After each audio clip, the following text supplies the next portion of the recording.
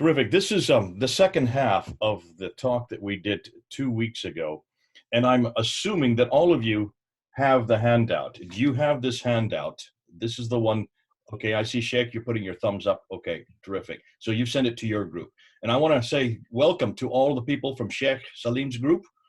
These are a group of businessmen and leaders who were in a Zoom webinar with us a week ago and who have joined us rather late. So in some ways, you missed quite a few of the lectures that we've already done. Nonetheless, welcome on board. It's great to have you. We're going to go ahead and review this lecture, and it's called In Search of the Man. This is the historical critique concerning who Muhammad was, how Islam began, and the difficulties that the difficulties that Islam is having concerning how Islam really began. So this is a critical assessment. This is a historical critical assessment, not an internal assessment. We're assuming that there are problems with the emergence. So some of you, this will be new. Others of you, you will have heard some of this before. And for those of us who have already been on this course every week or every other week, you will already know the first half. So we'll go ahead and get you all up to speed so we're all on the same page. But before we begin, let's go ahead and start with a word of prayer.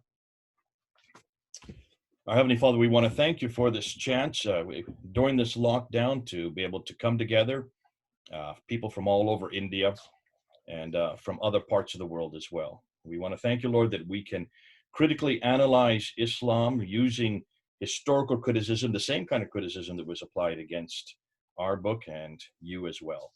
And so, Lord, as we unpack it today and we look at this new material that's coming in, we ask, Lord, that we'll be able to use it in our own talks with Muslims and also in our own ministry. We put everything into your hands. In Christ's name we pray. Amen. So let's go ahead and and if you have your handout in front of you, follow with me. I know it's many pages. Many of you may have not one. It's 27 pages. We will be going through the handout to begin with, and then I will jump into the PowerPoint, which I will share with you, so you'll have it on your screen, and we'll follow because the most exciting material is yet to come. Now, let's go ahead and ask, why is it we're even asking this question?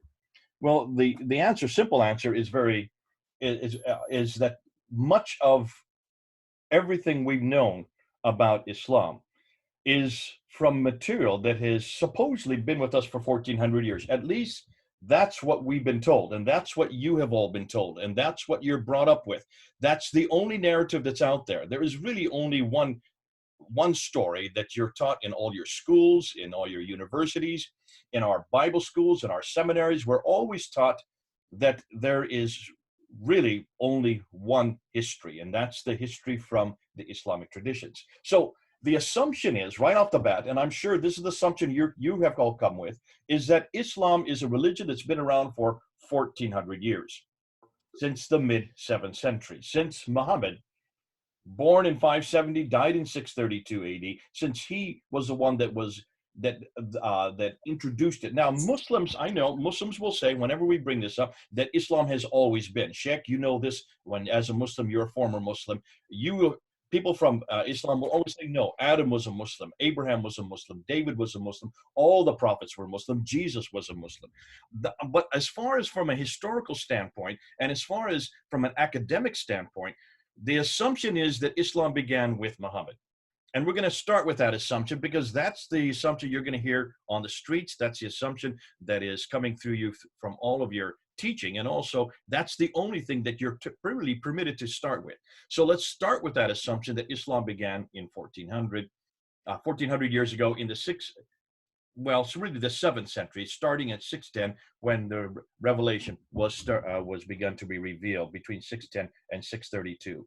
Now, if that is the case, then everything that we know about Islam must come from two sources. And the two sources are the Quran, this book right here, the Quran, and what this book is about. And of course, this book is about God, Allah, but also about his prophet Muhammad. So this is the book that is the foundation for everything that Islam believes, for everything that Muslims believe, I should say, all modeled on the man Muhammad.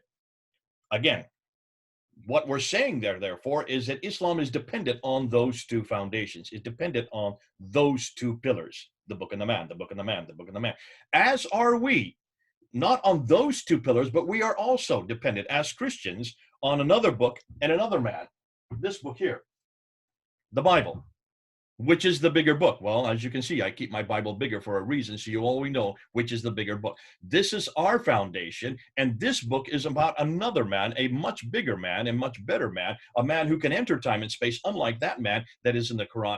And so we are also dependent on a book and a man. So we come from the same paradigm, both along with Islam.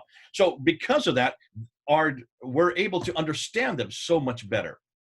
We're able to understand Islam so much better because we start from that same paradigm.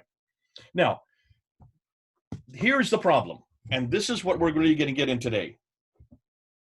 If this is the book that it is the foundation for all of Islam, modeled by a man who is the model and the paradigm for all of Islam, then when was that man born, and what do we know about that man? And so to understand that, we need to go back to the skeletal of his life. So if you have your hand out there, let's go through it. It should be on the first page there. Look at the first page. What we know, and this is what we've been taught, and this is what all of you have been taught. I don't know if you have another narrative, let me know. But I've not come across any other narrative but this. And that is that Muhammad was born in 570, that he was living in Mecca. He grew up in Mecca in 610 AD. He was out in the Hira cave, where he was meditating, and suddenly the angel Gabriel appears to him and says, Ikra, which means to recite or to read. And his response was, Ma Ikra, I cannot recite, I cannot read. He was squeezed, and this happens 3 times.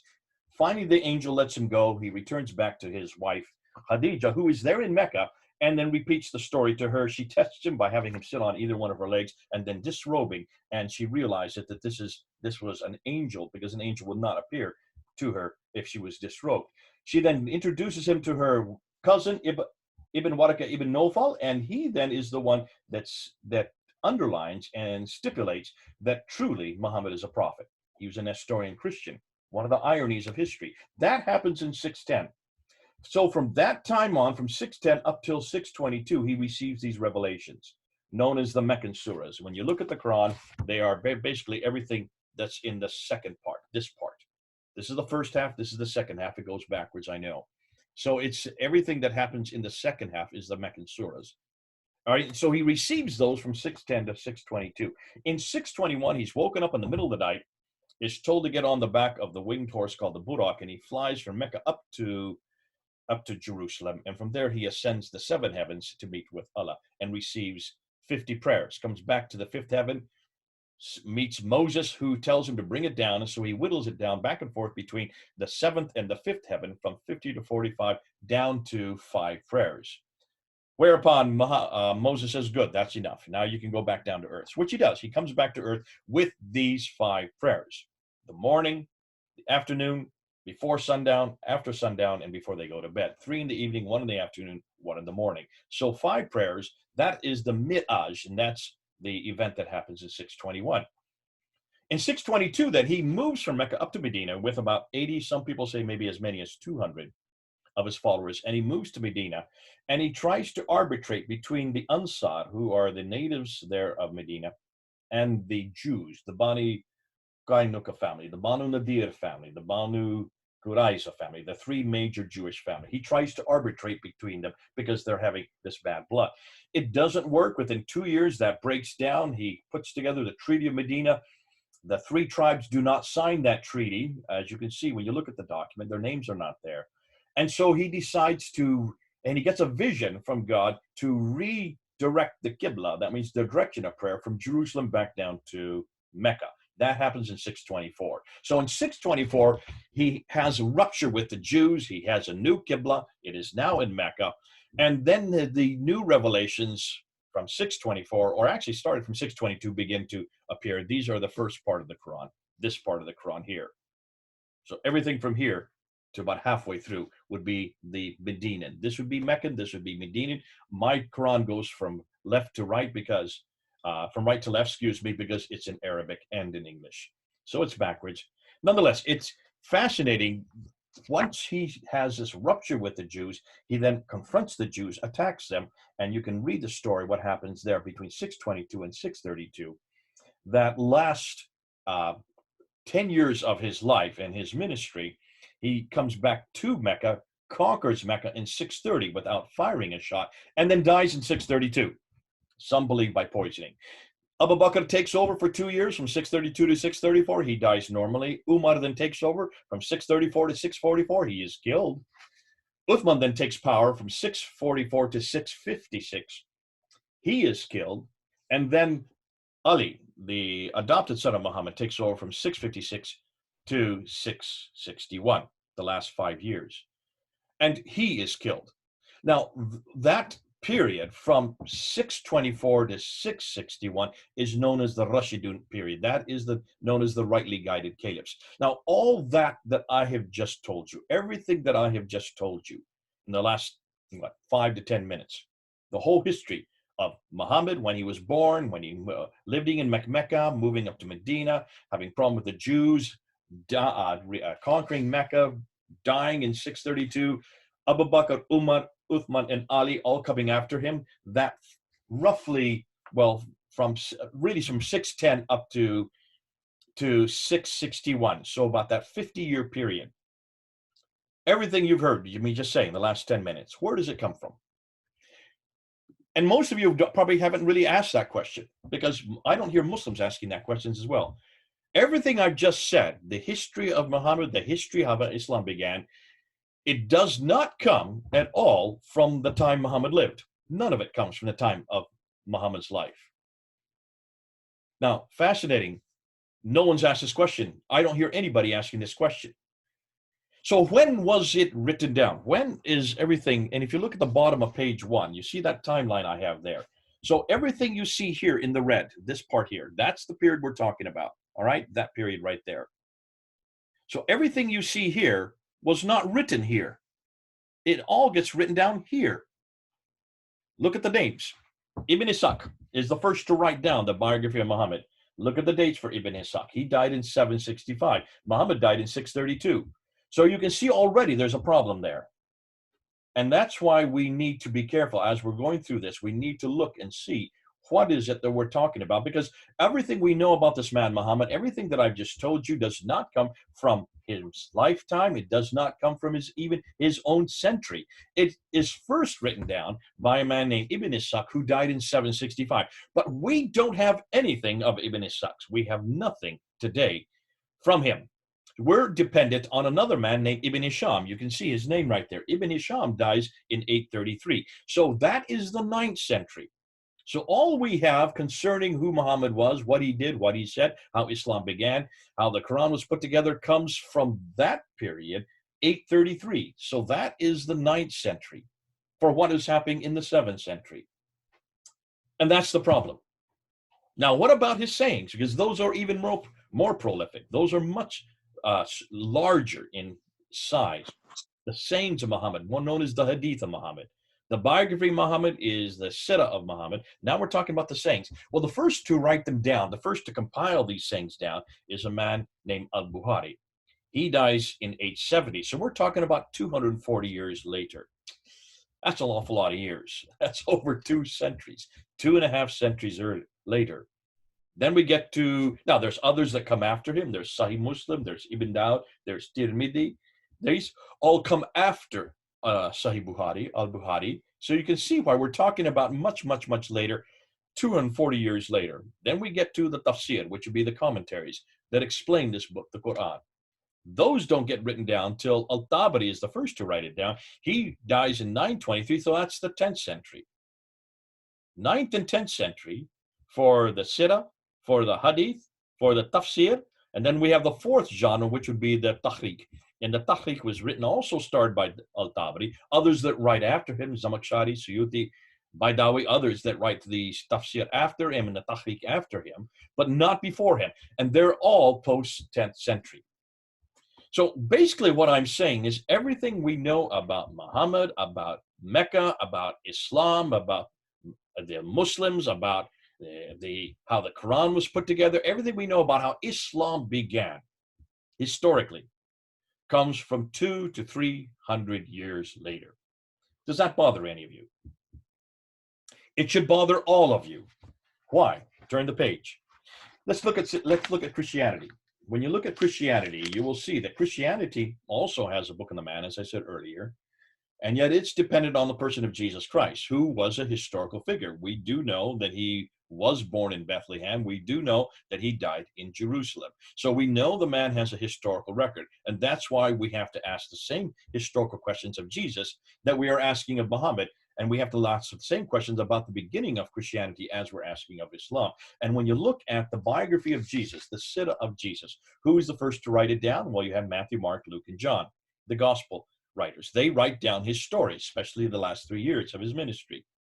We know that Matthew, Mark, and Luke were writing within 40 years of Christ's death. They had written down their biographies. John would have written much later. He wrote about 60 years within Christ's death. But we know two of the biographers were eyewitnesses to what they were writing. John and Matthew were actually there. They were with Jesus the last 3 years. John was at the foot of the cross when Jesus died. Jesus spoke to him from the cross. So we know that two of the biographies of Jesus were written by eyewitnesses, and the other two were written by those who got it from the eyewitness. And all of the biographies, all of the Sirah of Jesus would have been written within 60 years of Christ's death. That means while the disciples, while the eyewitnesses were still alive. Hugely important. As far as the sayings of Jesus, the hadith of Jesus, well, that's the same people that wrote the Sirah also wrote the hadith. If you look on your Bible, some of you have red letter whenever Jesus spoke. That's the hadith of Jesus. They were written by Matthew, Mark, Luke, and John as well, all within 60 years of Christ's death.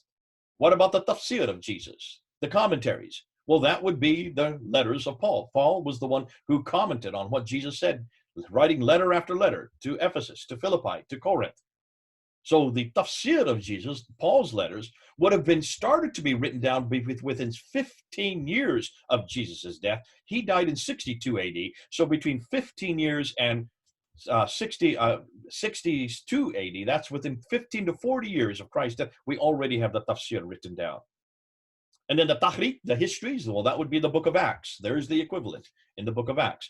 And that was written between 52 AD and 62 AD. So you have that within 30 to 40 years, you have the tahriq written down. So we have the Sirah, the hadith, the tafsir, and the tahriq of Jesus, all written within 60 years of Christ's death. Written, much of them, by people who actually knew Jesus, who actually saw him, who actually saw what they were writing and heard what they were hearing.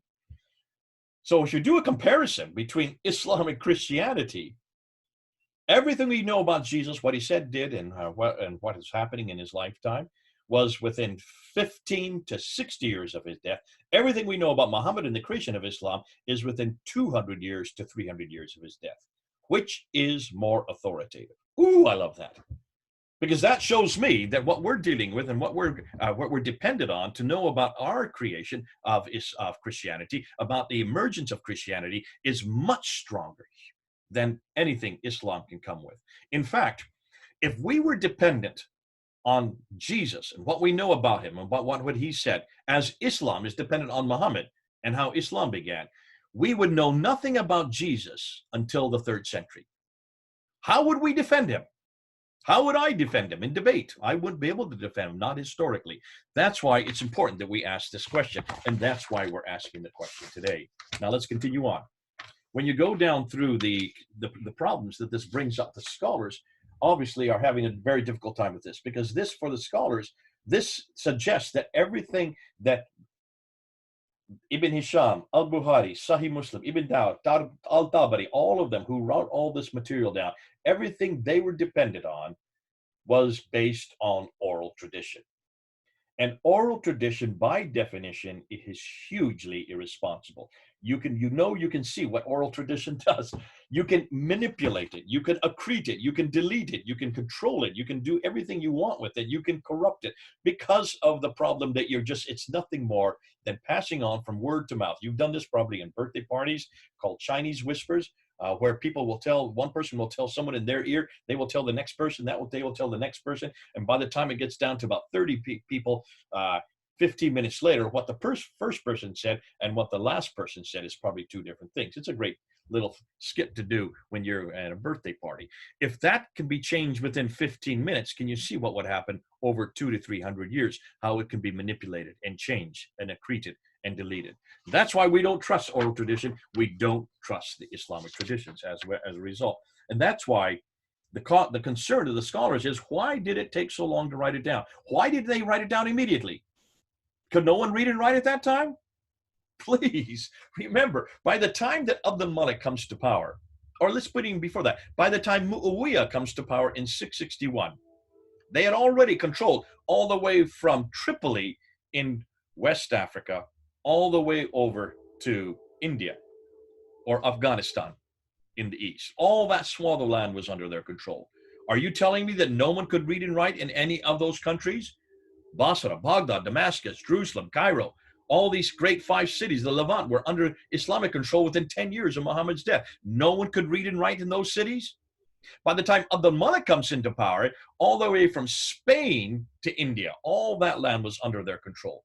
And you're telling me that nobody could read and write in all that area from Spain to India? Certainly people could read and write. And this is why the scholars are asking, why did it take so long? If they could read and write, why didn't they write down his biography? Why didn't they write down his sayings? Why does we have to wait 200 to 300 years? More than that, if it is all written down, should we trust it? Should we trust it? And the answer is absolutely not. So what should we do? Well, we need to go back to the 7th century. We need to go back to the time period this was all taking place. We need to go back to the same century that Muhammad lived, purported to have lived, and we need to ask, therefore, what was actually happening then? Now, if you look at the map at the bottom of page 2, you will see the swath of how much land we're talking about. Here's a map. The brown area and the orange area and the pink area is where Islam now was under control, had now control. And you can see that was an enormous amount of land. Let's turn to page 3. Now, the people that I'm going to use, and the ones that I have said 2 weeks ago, the ones that I'm going to use primarily from what I'm going to be speaking about today are listed there on page 3. I'm going to be using Dr. John Wansborough, who is head of department at School of Oriental and African Studies there in University of London. He is the one that came out with the first real, well, he's not the first, maybe, but he was the most popular critique, what we call revisionism. He was the first to really introduce revisionism. And he came out with this in 1977, 1978. 2 books called Quranic Studies and Sectarian Milieu. Those were both in the 1970s. Dr. Gerald Haunting was my professor when I was studying there at the University of London back in the 1990s. He was the one that really introduced me to all this material. So I've been working with this material for 25 years. This is not new to me. This is old hat, what I'm teaching you today. This is all stuff that I have gone through for the last 25 years. And it's the material that I'm working on the most right now. This is where my bread and butter is. This is my signature piece. This is where I love this kind of material. Dr. Haunting was the one that introduced it to me when I was there at School of Oriental and African Studies. I would take what he was teaching me down to Speaker's Corner every Sunday afternoon, and I got beat up and I got knocked unconscious there at Speaker's Corner by the Muslims because they had never heard this kind of material before. For them, it was brand new. And the police were so concerned for my health that they asked me to get up on a ladder in 1995. So from 1995 all the way till 2017, when I finally left London, I was on the ladder every Sunday unpacking this material, testing it out, seeing how the Muslims reacted. And sometimes I'd have hundreds of Muslims around my ladder. And boy, they get angry. They did not like this material. And you can see why. As we continue going through it, you will see how damaging this is to Islam. Because this is a historical critique. Now, why is that important and why is that different? A historical critique is neutral. That's the first thing you need to know. It is absolutely neutral. Anybody can use this material. Anybody can understand this material. You don't have to be a Muslim to understand it. You don't. And this is not a Christian polemic. We're not Christians attacking Islam with this material. This is historical, which means it is academic. More than that, you cannot be called a hate preacher. I cannot be called an Islamophobe for using this kind of material because the questions I'm asking are neutral. These are historical questions. I'm asking simply, who is this man? Where did he live? What was he doing? What was he saying? And in what time period? That's it. That's the historical critique. The book, the man, the place, and the event. We're looking at the time period that all these took place. which means anybody can ask this. You can be a humanist, you can be an atheist, you can be a Hindu, you can be anybody, and you need to ask this question of every revelation and of every person. So we need to ask this question of the Upanishads. We need to ask this question of the Bhagavad Gita, of the Vedas, there for the Hindus, of the Granth Sahib for the Sikhs. We need to ask this, continue to ask this, because we are the ones that know it the best, because it's been asked of Christianity and the Bible for over 200 years. We are the only ones that understand it better than anybody else as Christians, because it's been part of our own history. Historical criticism is basically biblical criticism. It was started on this book. It was created with this book. Redacted criticism, which I'm going to use today. Source criticism, which I'm going to use today. All these criticisms came about by asking these questions of the Bible. And the Bible has passed every one of their tests. Love it. Now, I can see for those of you, you may start getting questions as I'm going through this material. There is a chat button at the bottom of the screen. Open the chat button and start writing your questions. At the end of this talk, I will answer your questions. And if I cannot do it live. I mean, I cannot have you speak to me because there's so many of us. There's over 50 of us online right now. It'll be cacophony if all of you are speaking at once. So if you could write your questions as we're going through, I will then go ahead and answer those questions at the end of the hour and a half. So let's continue on. So we have also Dr. Patricia Corona. Now, Dr. Patricia Corona is one of my favorites. She is from Denmark. She could read and write 15 languages. She was way ahead of the rest of the world. And because of that, she was dangerous for Islam.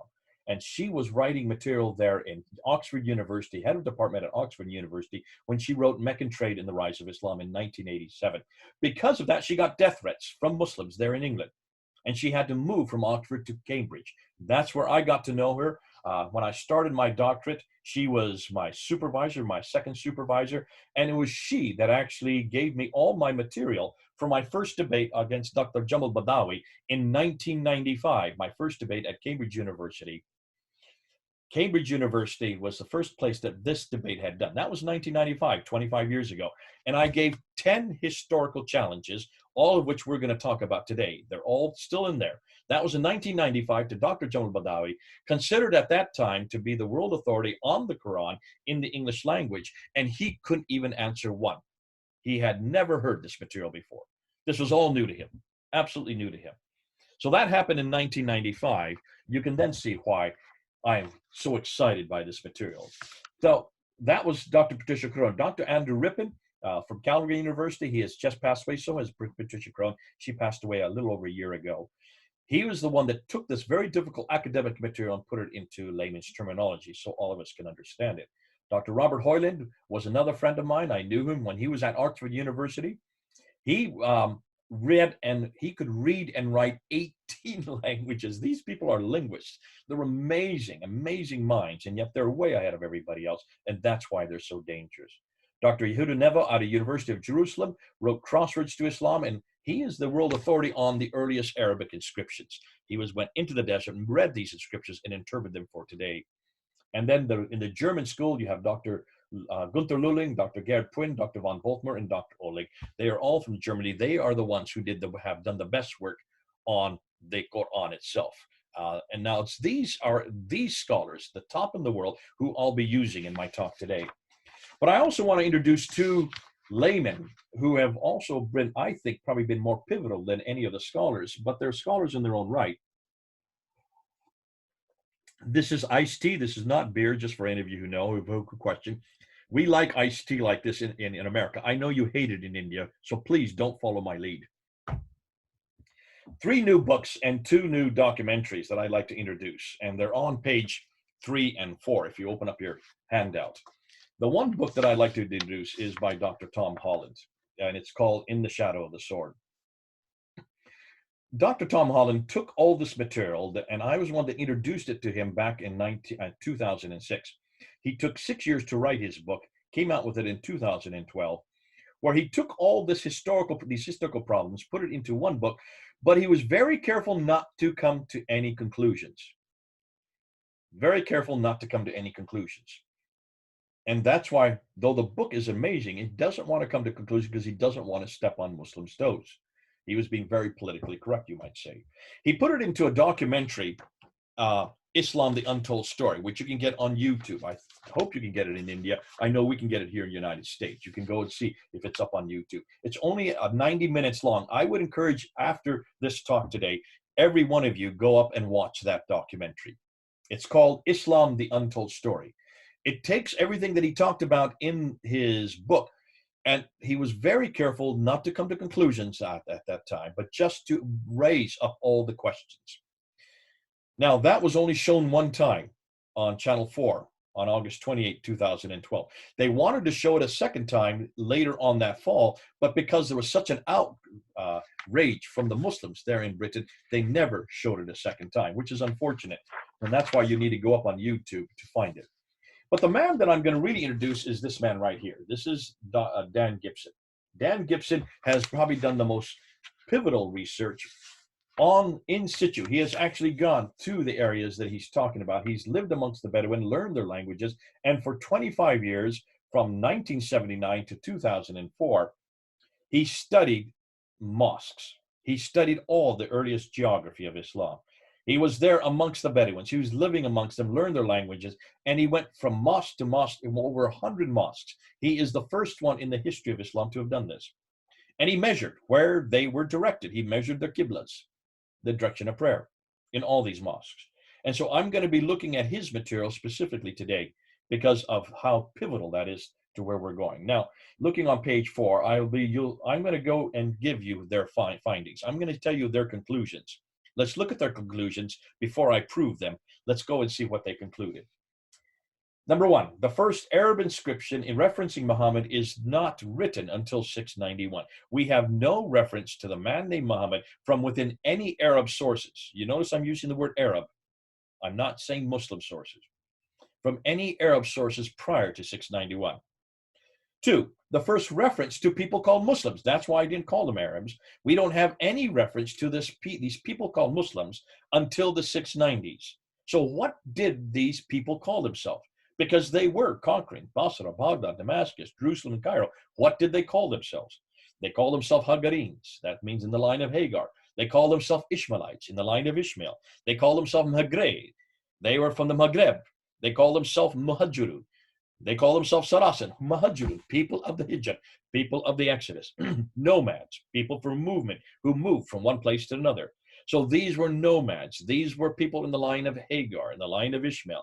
That's what they call themselves. They never called themselves Muslims, nor did they refer to a religion called Islam. We don't see anything that comes too close to the name Islam until after 691.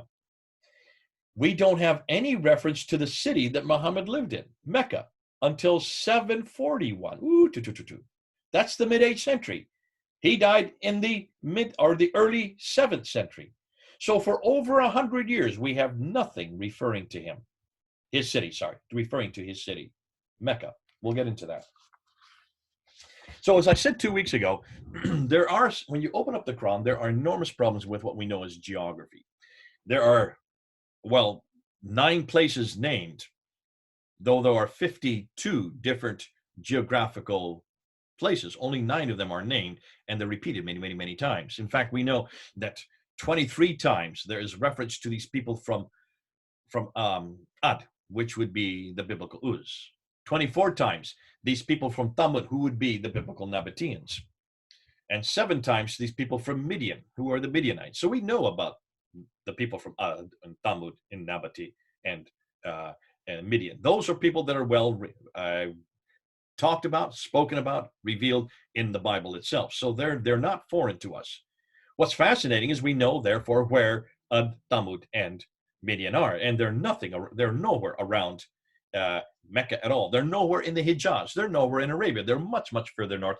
They're 600 miles further north in what is today Jordan, which is a problem in and of itself, because if this prophet, who is referred to over and over again, is having contact with these people almost on a daily basis, then how could he have contact with people that are 600 miles further north? Unless, of course, he had a helicopter, which they didn't have back in the 7th century.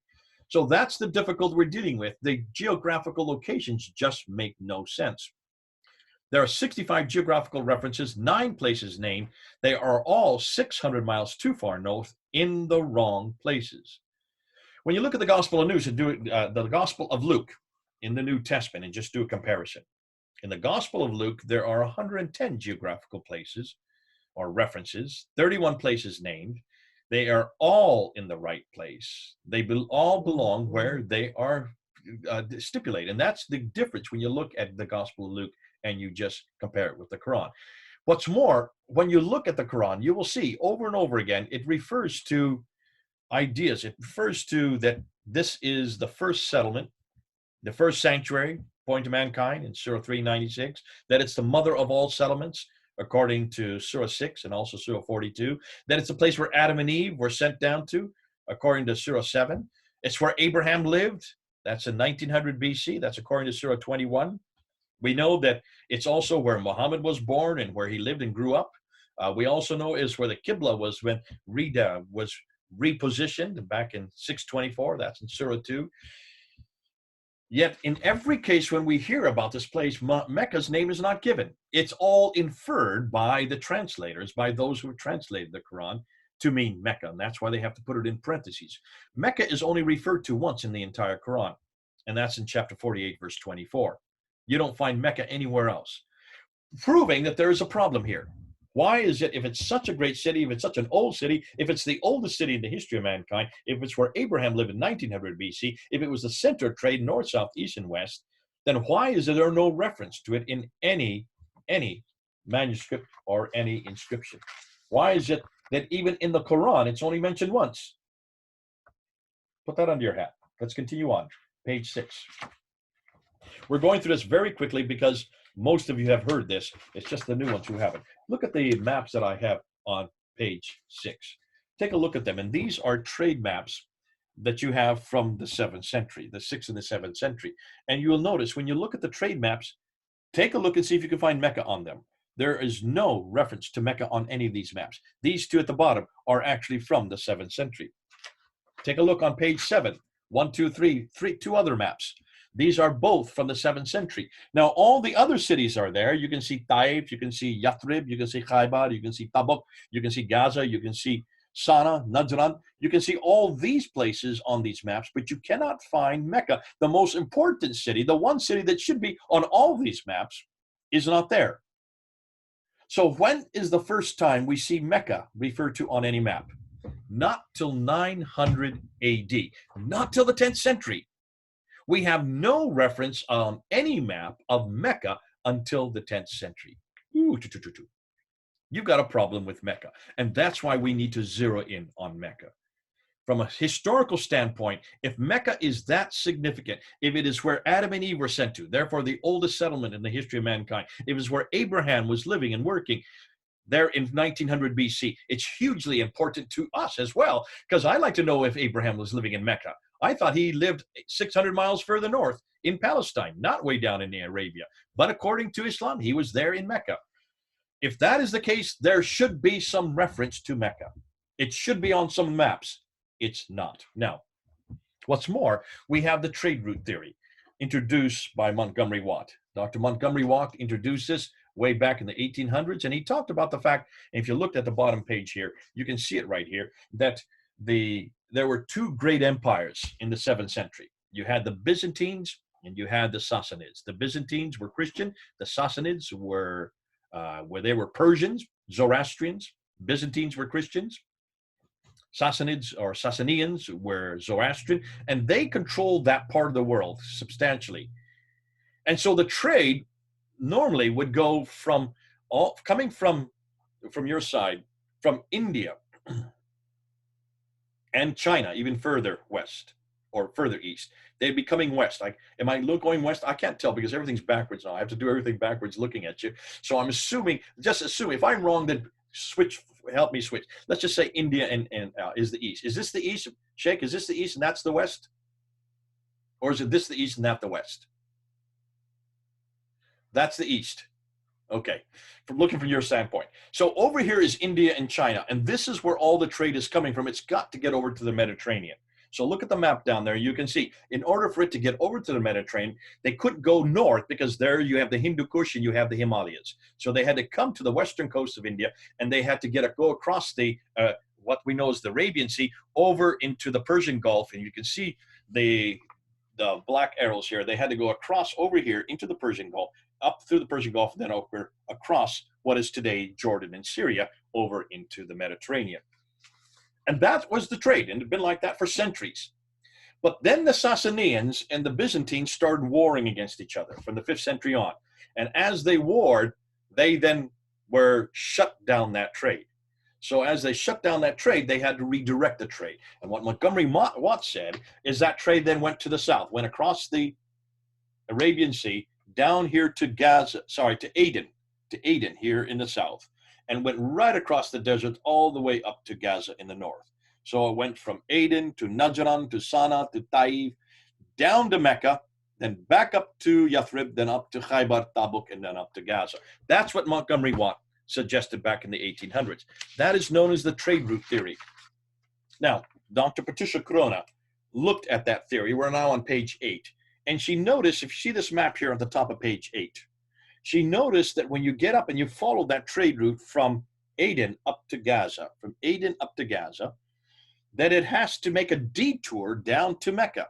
It has to come off the Western Plateau, come down 1,000 meters to get down to Mecca, and then go up 1,000 meters to get back up to Yathrib. And she said, oh, that's curious. I'll just put it up closer to the, those of you who have handouts, there it is. You can see there's a jog there. Can you see the jog right here? There's a jog right there down to Mecca. And she said, that doesn't make sense. And why would they be taking it up the Western Plateau when they have a waterway right here? See the waterway going up? The Dead Sea. Why wouldn't they just keep it on the board the ships? It would make sense since you're already on board ship coming from the west coast of India. You're coming across the Arabian Sea. Why would you take it off the ships there at Aden and go 1,250 miles by land when you have a waterway that you can use? It's much cheaper to go by ship. Even today, it's cheaper, is it not? And she found that if you take a ton of goods just 50 miles by land, it would be the same price as 1,250 miles by sea. Ooh, Why hadn't anybody noticed this before? Why had this Danish woman there at Oxford University noticed that something that no one else had noticed for 1,400 years? So she, because she was able to read and write all these languages, she went back and looked at all the documents from the 2nd, 3rd, 4th, 5th, 6th, 7th, 8th, all the way up, looking at all of them and reading them in their original text. They had not been translated. None of these documents have been translated, but she could read them. One of the few women in the world that could do that. And she noticed that there was no trade whatsoever that went across Arabia, that all the trade was maritime. What she noticed is what it came across here over to Aden, but it didn't stop at Aden. It then went up, right up the waterway, and it was not the Arabs that were in charge of trade. It was the Eritreans, the Africans, from what is today Eritrea. Agilis is the city that came up over and over again in her documents. These, the Agilusians, the Eritreans, the Ethiopians, they were people of the seas. They were people that traded on the seas. Their names are all over the western coast of India. There are no Arab names in any of the documents. And the reason is very simple. The Arabs were not seafarers. They were camel herders. They were desert people. They were nomadic. They liked sand dunes. They didn't like sea waves. That's why look on the coast of Arabia today. You don't see many seaports there. And those that are there are new seaports. Historically, they've never been seafaring people. The Africans were, and that's why their names are on all these documents, which just blew out this trade route theory completely, proving that Mecca had nothing to do with the trade. Mecca had nothing to do with any of this trade. So how did Mecca get rich? How did Mecca get important? She asked that question in 1987. And that's where she got her death threat for asking that question. Can you see there is a huge problem with Mecca? Well, let's look at Mecca today. And on page 9, I've got the pictures up there. You can see what Mecca looks like today. And you can see that Mecca has these huge, enormous buildings that they're building above the Kaaba. They have that clock tower that's now the 4th highest building in the world. And that clock tower that has the largest clock in the world, 45 feet across that clock. And they want to make it Meccan mean time. They're building all these, they're building 62 of these structures. You can see pictures of them on page 9. You can see the pictures I've got of what Mecca is going to look like in the future. all these skyscrapers, huge buildings. Now, whenever you build skyscrapers, you've got to build foundations, don't you? You've got to build deep foundation to hold up those buildings. And when you dig those foundations, you dig up the history of the city, do you not? Every time you see in these ancient cities, look at Rome or Athens, London, many of the Mohenjo-daro that you have there in India. These are the great cities of India. Take a look. Whenever they build large building, they've got to dig down into the foundations, and they start coming across artifacts, pieces of pottery, pieces of brick, pieces of inscriptions on tablets. And these are taken and they're given to the archaeologists, and the archaeologists, they love this because they then look at this and they can recreate the history of the city by looking at these artifacts. And they have done that with Mecca. And so the archaeologists have come to Mecca to pick up all these artifacts. Dan Gibson went and talked to a number of them 2 years ago and asked, what have you found? Guess what they have found? Zero. Nada. Not a thing. They haven't found one artifact from Mecca, from these huge foundations, that shows that this city has any history. Yet this city should be giving us the largest number of artifacts because it's the oldest city in the history of mankind. There's not one artifact that they've been able to come up with. Oh, they have found the old Turkish fort.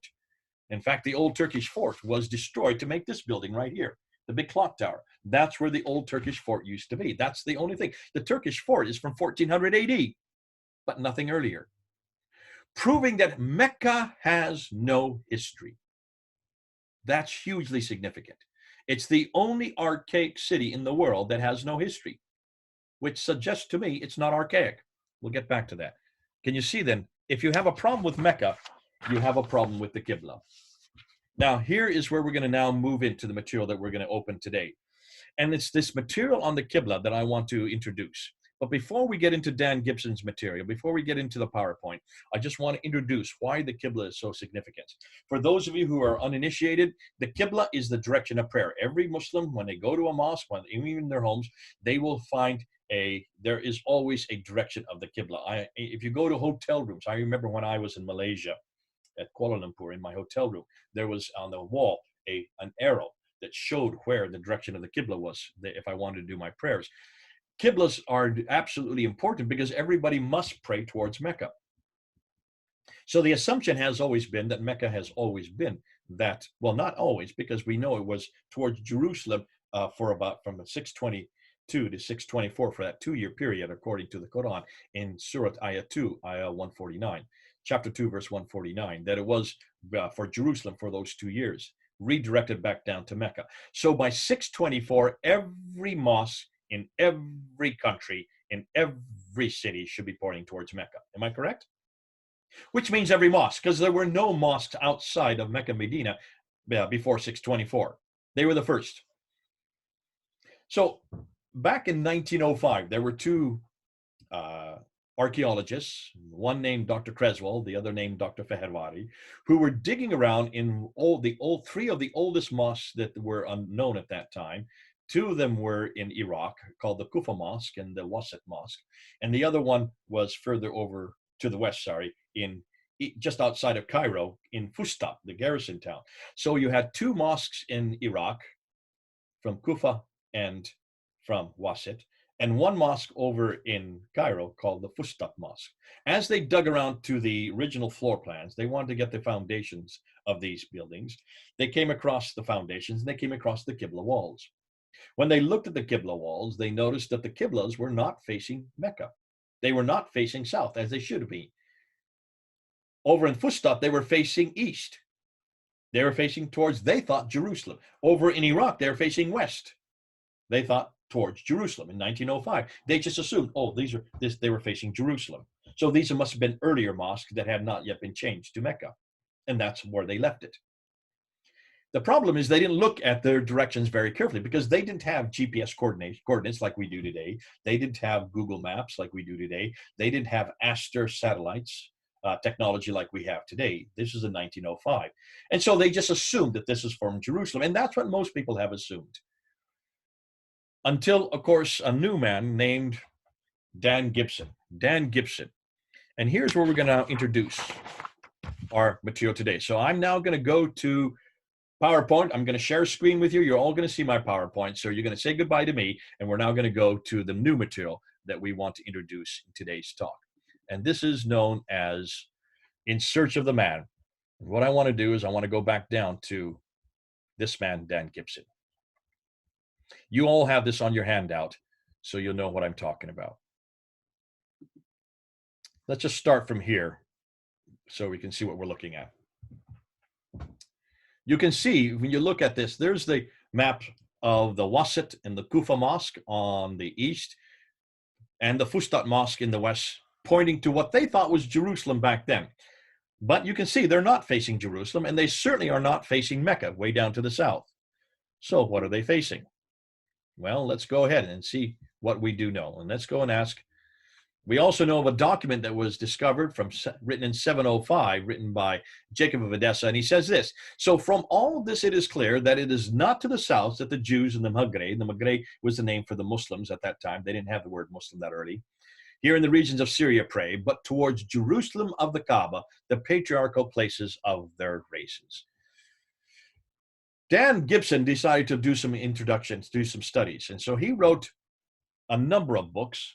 One was called Chronic Geography in 2011. If you have a chance, get that book. You can get it in PDF form. It only costs $15, and you can pull it down in PDF or get the book itself. He spent from 1997 to 2004 doing his research in Jordan, in Yemen, as far away as Morocco, living amongst the people and actually unpacking all this archaeological evidence. And then he came out with this book called, that you see there on the screen, Early Islamic Qibla, just in 2017. And this is the one that has blown open everything. In 2017, he then showed the 100 Qiblas, or the 100 mosques, and he noted that all of their Qiblas, well, let me just not say all, most of their Qiblas were not facing Mecca. So let's look and see what he's found. And this is where I'm going to look at not all 100 of them. We're just going to look at the most important ones. So let's take a look and see what we have found.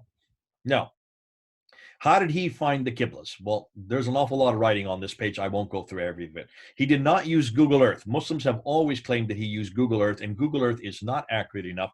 Google Earth does not take into account the curvature of the Earth, so therefore it is not accurate enough to use. He used Advanced Thermal Emission and Reflection Radiometer, known as ASTER, which takes pictures, 260,000 photos every 2 days, with reference points just 96 feet apart. That's how accurate it is. Comes out of Japan, and he used the ASTER satellites to do all of his designations, to do all of his calculations. Now, fascinating, by using this, what he was able to find. If you want to see any of his material, you need to go up on his site called thesacredcity.canada. So go, there it is, the URL, go up and look at it, and you have every one of his findings. You'll see every one of his mosques there. You look at the data and then go to Early Qibla Tool on the data on that site under Tools. And you'll see all the papers and the maps that he has been, and he keeps putting up new ones there every week. Now, what did he do? Well, he went to these Qiblas and he looked at looking down from the satellites. He then measured the Qibla walls on all of them. Because of the fact that many people have thought that these are nothing more than solstice lines or equinox lines, he has also put the solstice and equinox lines, those are the little light blue lines, on every one of his photos. So you can see where the solstice lines are, to prove that these are not following solstice lines, these are not following equinox lines. And that's just to show another added feature. So what about these mosques that had no Qiblas? There are many mosques that today don't have early Qiblas. And that's why he had a difficult. Well, what he did do is he went to those mosques. He didn't look for, because many of these old mosques from the 7th and 8th century have been destroyed. They're nothing more than ruins. Nonetheless, you can still see the foundations of those mosques. And he would go to the foundations, look at the original floor plans, and then he would measure the long walls. Now, unlike churches are long and narrow. mosques are short and wide. And the reason why is because you want the longest line towards the Qibla, because you want the longest line of men or women standing there with their feet touching each other so that you get as much barakah. So every time you have toes touching, the longer the line, the more barakah you receive. That means blessing as you're doing your prayer. Barakah, barakah, barakah, barakah, barakah, barakah. And so that's why it's important that when you look at the mosque, you look at the longest wall, and it's either one of two walls in either one of two directions. That's where you know the Qibla wall is. Or you look for the mihrab, the niche in the Qibla walls. But the earliest mosques did not have mihrabs. That was only introduced in the 8th century. So the 7th century mosques would have not had mihrabs. They only have Qiblas. Now, there are some like this one that I have there pictured called the Qiblatain Mosque, which means the mosque of the two Qiblas. That was the mosque that many people would always question. If you look at the green area, the present day mosque, it's facing Mecca. And so people always question why it was called Qiblatain, the mosque of the two Qiblas, until 1987, when they were doing some excavation to clean up this mosque. As they were digging down in the eastern wall, they came across a whole nother structure. And when they uncovered it, they found a new Qibla, a new mosque, a new foundation. And the Qibla for that mosque is the red arrow facing almost the entirely separate direction. That mosque is not facing towards Mecca. It's facing a completely different way. It is in Medina, so it should be facing south. It's not. It's facing north. We will show you where it's facing in just a bit. But just to show you what we're dealing with and how this works. There you can see a better picture of it. Now, looking and seeing where it was facing, should it have been facing Mecca? It's not. It's facing up north. So what's it facing? Well, if you look at a line, it looks like it's possibly Jerusalem. And so many people have always assumed it was facing Jerusalem. This is one of the earlier mosques before 624 when they were all directed. What's fascinating is take a look what it also is going over, the city of Petra. So let's come back to that. We'll come back to that in just a bit. Now, another mosque that was uncovered was the great mosque of Guangzhou. Now, that mosque is still standing, and it was built in 627. Now, that's curious, 627. Muhammad would have still been alive at that time. Am I correct? Of course. This is in China. Guangzhou, that is the name for Canton today, just north of Hong Kong. And that mosque still exists. It still sits there. It was built in 627. And take a look at the 4 dials at the bottom. When you look at those 4 dials, those are the directions towards, the one on the left is the actual mosque direction. The one next to it is how far it's off from Petra. The one after that is how far it's off from Mecca. And the one after that is how far it's off from Jerusalem. And you will see that it is within 2.81 degrees of Petra. It is for 4.86 degrees of Jerusalem, and it's 7.11 degrees off from Mecca. So obviously the closest direction would be Petra. Thousands of miles away, and it's only 2.8 degrees off from Petra. So the closest Qibla would be Petran Qibla. So that's Qibla number 1. Okay, we're going to look at 4 Qiblas. This is Qibla number 1. And the earliest mosque that we can find that has a Qibla is facing Petra. You can see, looking at the lines there from a far distance. Now, this is Google Maps. I'm just showing you to give you an idea. Take a look at how far off it is from Mecca. The red line is the Qibla line for the Guangzhou Mosque. Take a look and see where it goes. It is not going through Jerusalem. It's not going through Mecca. It's going through Petra. Here is Sharman Juma Mosque in India. This is your country. Built in 629. Again, Muhammad would still be living at this time. In 629, look at the dials below and you will see that the closest degree is Petra. It's less than half a degree in error, showing it's almost exactly facing Petra. Not Jerusalem and certainly not Mecca. It's 75 degrees off from Mecca, proving how close it is to Petra. 629 AD. Here's the Jami' Hama al-Kabir Mosque in Syria in 637. Again, look at the degree. It's less than a degree off from Petra. A degree of error is Petra. It's 25 degrees off from Mecca. So it's obvious that this is facing Petra, not Mecca. The Fustat Mosque in Egypt, 642. This is the one that Fehravardi and Creswell found. That one is facing more like, it is much closer to Petra and than any other. Here is the Dome of the Rock, very famous dome in Jerusalem. You can see it there today. It's a beautiful structure. Take a look at where it's facing. In fact, the entire structure is facing Petra, including the Al-Aqsa Mosque, which we're going to get to. That was built in 709, but we're going to get to that a little later. The entire structure there in Jerusalem is facing Petra. The Humayma Mosque in Jordan, 699. We're still in the 7th century. It's closest to Petra, not Jerusalem, and certainly not Mecca. It's 133 degrees off from Mecca. Here's the Amman Mosque in Jordan. Now we're into the 8th century. Take a look at that. It's 11.34 degrees of error from Petra. It's within 22 degrees of error from Mecca. Therefore, it's closest to Petra. Here's the Grand Mosque in Sana'a in Yemen. Now we're in Yemen, 705, early 8th century. It's less than a half a degree off from Petra. Get Al-Minya Mosque in Israel, 706. It's 0.8, less than a degree off from Petra, 22 degrees off from Mecca. Now take a look. What do we notice? We're now up to 706 AD. All of the mosques, you can see from the right coming in from China, from below coming up from Sherman, and also from the south, coming over from Turkey, coming up down from Syria, and coming over from Egypt. All of those. Take a look at where they're all facing. Where are they all going?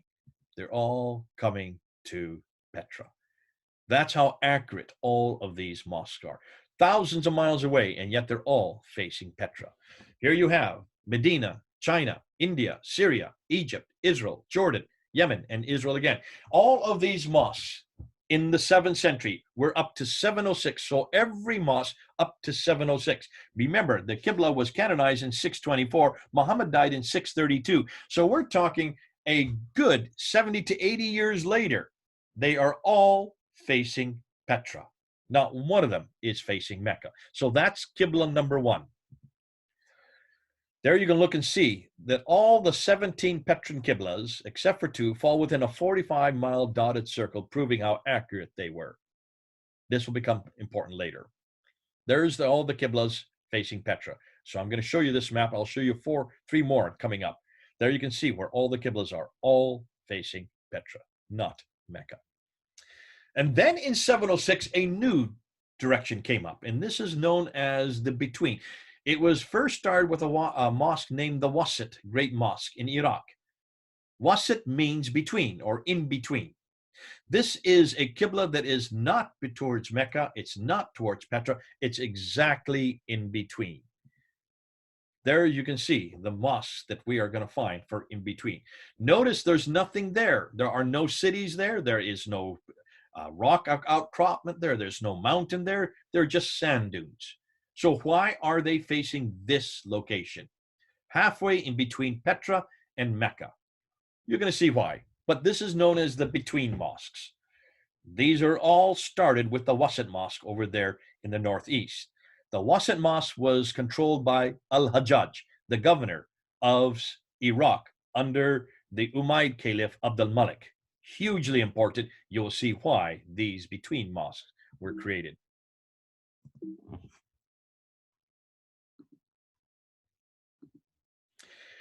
There is the Masjid al-Tariq in Iran, 708. It's facing Petra, not in between. It's back to Petra again in 708. Here's the Al-Aqsa Mosque in Jerusalem. Remember I talked about Al-Aqsa Mosque there on the Citadel, right in front of the Dome of the Rock? It's facing Petra. That's why we know the Dome of the Rock is facing Petra, because when you look at the Citadel, you will see the entire Citadel, both with the Al-Aqsa Mosque and the Dome of the Rock, are all facing Petra, not facing Mecca. Here you have a Jami al-Umayyi al-Kabir Mosque in Damascus, 709, 8th century. It's in between. There's the second Qibla. The Qibla al-Mafjar Mosque in Jericho. It's facing Petra, back to Petra again. Here's the Anjar Mosque in Lebanon, 714. It's facing Petra. You can see very clearly that it's much closer to Petra than it is to Mecca. The Mosque of Umar in Syria, 721. It's facing in between.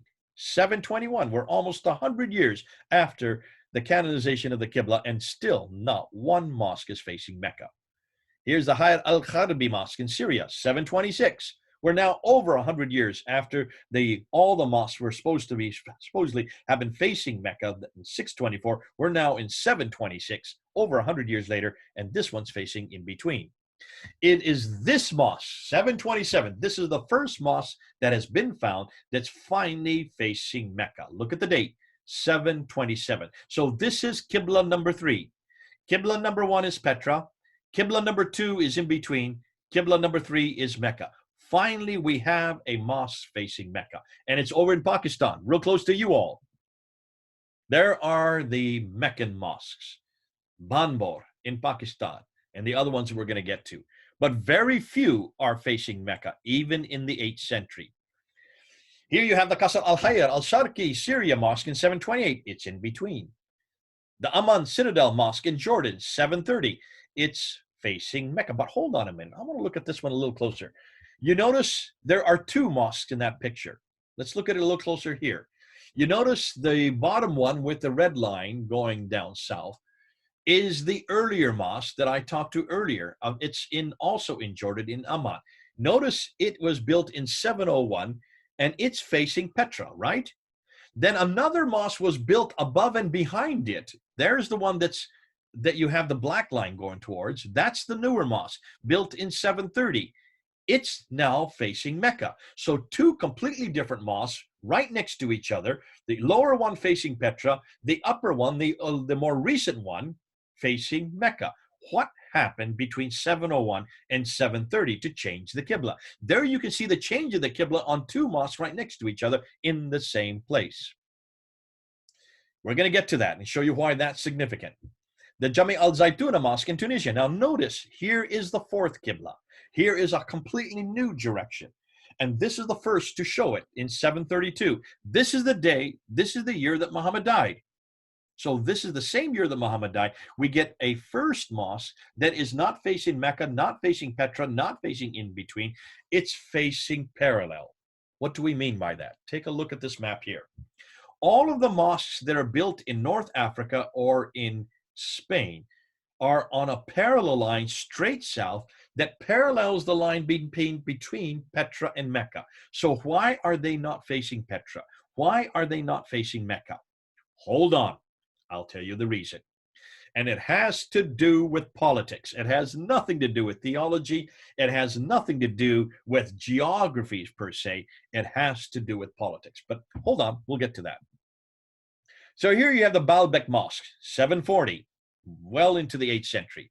It's in between. You notice that. Another one, the Mushta Mosque in Amman, Jordan, 743. It's facing Petra. Here's the Haran Mosque in Turkey, 744, mid-8th century. It's in between. The Qasr Uqaydir, the Kufa. There is another one in Kufa, Iraq, 764. It now is facing Mecca. It's facing the right side, but look at the dates. The Ribat Fortress in Tunisia, that's North Africa, 770, so it would be facing parallel. The Sahiramda Bohar Amman Mosque in 771. We're not quite sure, but it looks like the Qibla is closest towards Petra. It's certainly not Mecca. It's within a degree of Petra. The Sumail Omani Mosque in Oman, 771. We're still not sure of the date on that one. It's facing Petra again in Oman, down in the Hadramaut area. Here's the Raqqa Mosque in Syria, that made famous by ISIS. This is the Raqqa Mosque. It's still standing. Built in 772, it's facing in between. Remember, it's from Syria and Iraq where Al-Hajjaj had control of these mosques. The Bibi Samarkand in Uzbekistan, way over in Uzbekistan, 773. We think it's 773. It's facing Petra. The Cordoba Mosque in Spain, because it's North Africa, it's parallel. The Jami Uqba Ibn Nafi Kirwan in Tunisia, again, North Africa, it would be parallel. 836, we're in the 9th century. So, note, there were 4 complete Qiblas. The first Qibla up till 706 were all facing Petra. The second Qibla was the in-between. There are 8 of them. The third Qibla, Meccan Qiblas, don't get introduced till 727. There are 10 of them. And then there are 6 parallel Qiblas over in North Africa in Spain. So the Qibla was not finalized towards Mecca until 876, the late 9th century. That's 250 years too late. What's going on? Well, I can see it's it's about quarter till 9 o'clock your time. We're going to take a quick break there. We're going to have about 5 minute break, and then we're going to come back and we're going to get it. I'm going to stop sharing here so that we can go ahead. And I can see a lot of you need something to drink. You'll need to get some tea and coffee. So let's go for 5 minutes, and we'll come back in 5 minutes and start up again. And then we'll show you why all these qiblas are not facing Mecca. Ooh, it's great stuff. But we've got to show using historical criticism. We've got to show looking at the evidence that's on the ground. See you in 5 minutes. This is Jay. Now, before we get into the PowerPoint, going back to the PowerPoint, I just want to show you the books. Here is a Nabatean. This is the first book that Dan Gibson wrote in 2003. Yeah, you can get on Amazon. You can get this one also. You don't have to get it on Amazon. You can get this right from Dan Gibson. This is Chronic Geography. You can also get this in PDF. This is put out in 2011, and this is the one that really blew open the whole problem with geography. But this is the book that I would recommend you get, called Early Islamic Qiblas. And this is the one that you need to really unpack. It has lots of pictures, full of pictures with all the mosques, all the different qiblas in the different directions. And it's the one we're going through right now. So go ahead and get those books if you can get it. Those you can also get on Amazon.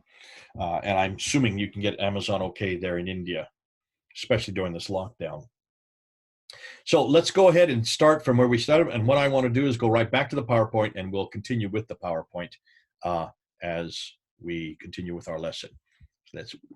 So remember, we stopped with this thing. We talked about the 4 qiblas. So let's ask the question whether or not there's Qibla 1, the Petra Qibla, up until 706. There's Qibla 2, the between qiblas. Why are they between? Why are they all facing very accurately within 1 degree off, right there halfway between Petra and Mecca?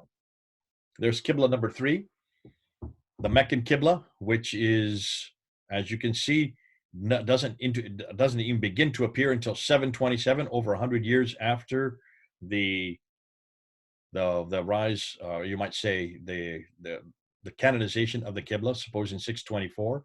And then the parallel Qibla, that's the 4th one, Qibla number 4 in North Africa. So which were the most accurate? Dr. David King, who is the world authority on the early Islamic qiblas, has come out against Dan Gibson and has said, well, the most accurate qiblas were the Meccan qiblas, and that's why the earlier ones were inaccurate, because they didn't have mathematics like the later Meccans had, and that's why their earlier qiblas are all off. Well, if that were the case, let's see if that is correct. But take a look at the Petra qiblas. There's 17 of them. They're within 2.9 degrees of accuracy. If you take out the worst 2, they're under 2 degrees of accuracy. Between qiblas are by far the most accurate. They are less than a degree off. Then the parallel qiblas are 3.5 degrees of accuracy. And the worst ones, the ones with the least accuracy, are the Meccan qiblas, which are the latest. So which completely blows that theory out of the water from Dr. David King. Why is it that the Meccan qiblas were so accurate? Well, there's a reason. The reason why they were so accurate is because the earliest Arabs were Nabateans. And the Nabateans were the ones who could cross the deserts. They were the only ones that could cross the deserts. And the reason why they could cross the deserts to do the trade, they are the ones that could get all the way to India and all the way to China. And the reason is very simple.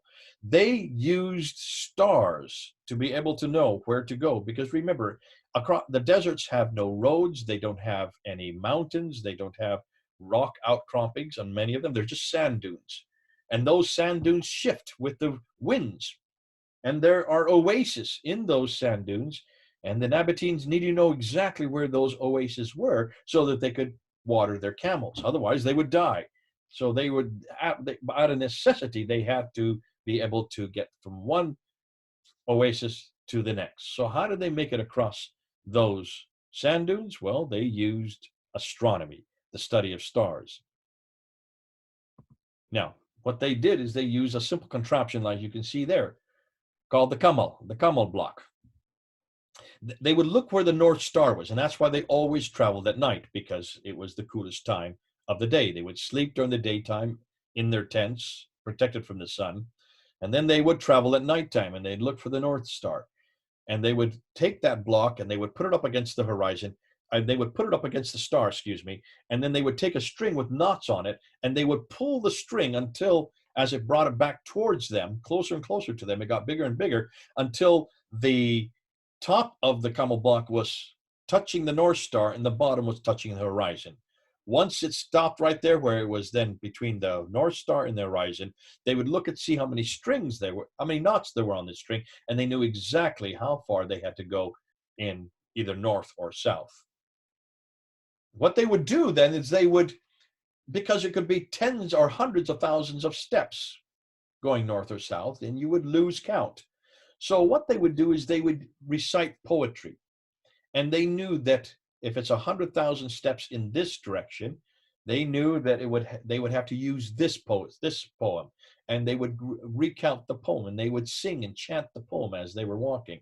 And as soon as they got to the end of the poem, they knew that they had come to the destination where they needed to change directions. So they would probably then have to go east or west. In order to go east or west, they had 32 different stars on the horizon that they knew. And these are the stars that were used, much like a compass that we have today. So let's take, for instance, they needed, let's say they went 100,000 steps going that piece of poetry to north. Then they had to go to the Naka. There's the Naka star, which is the northwestern direction. They would have to go 25,000 steps in towards the Naka direction. So they got a whole another piece of poetry, another poem, and they would recite that so many times. And after they'd done it so many times, they reached to where their destination. And then they needed to go towards another star, Altir, in the eastern direction. And they had to do that 125,000 steps. And they recite another piece of poetry. And by doing that, they got exactly to the right destination, to the right oasis where the water was, and they survived. And that's how they were able to get across the desert, using stars, either north, south, or east or west, and an awful lot of poetry. What's fascinating is, even today, those camel herders still use the same method. Dan Gibson found them, and he found that they were still using poetry, and that's why they love to recite poems, because it was their survival. If they didn't get the right number of steps using the right poetry, they would die of thirst. Now, why Petra then? Why are all these mosques facing Petra? Why was it the center of trade? Well, it was the sanctuary for the Nabateans. The Nabateans, these were these traders. The Petra was the center of their kingdom. Now, they didn't have a kingdom. They didn't have any borders. They were traders, so they were all over the world. But their sanctuary was Petra. And during the Umayyad dynasty, Petra was also the sanctuary for the Umayyads. The Umayyads had their tombs and temples there. Remember, it was the Nabateans who then became the Umayyads. The Umayyads are descendants of the Nabateans. And it's the Nabateans that gave us Arabic. It's the Nabateans that give us the name for Allah, the name for God. Allat and Al-Uzza are Nabatean goddesses. So all of this comes from the Nabatean sect, from the Nabatean era, and from the Nabatean people. Now, Mecca is missing when you look at these maps. You notice Mecca there, but take a look what is on all these maps. Petra is in all these maps. Petra was a center of trade. There's Petra, circled in red.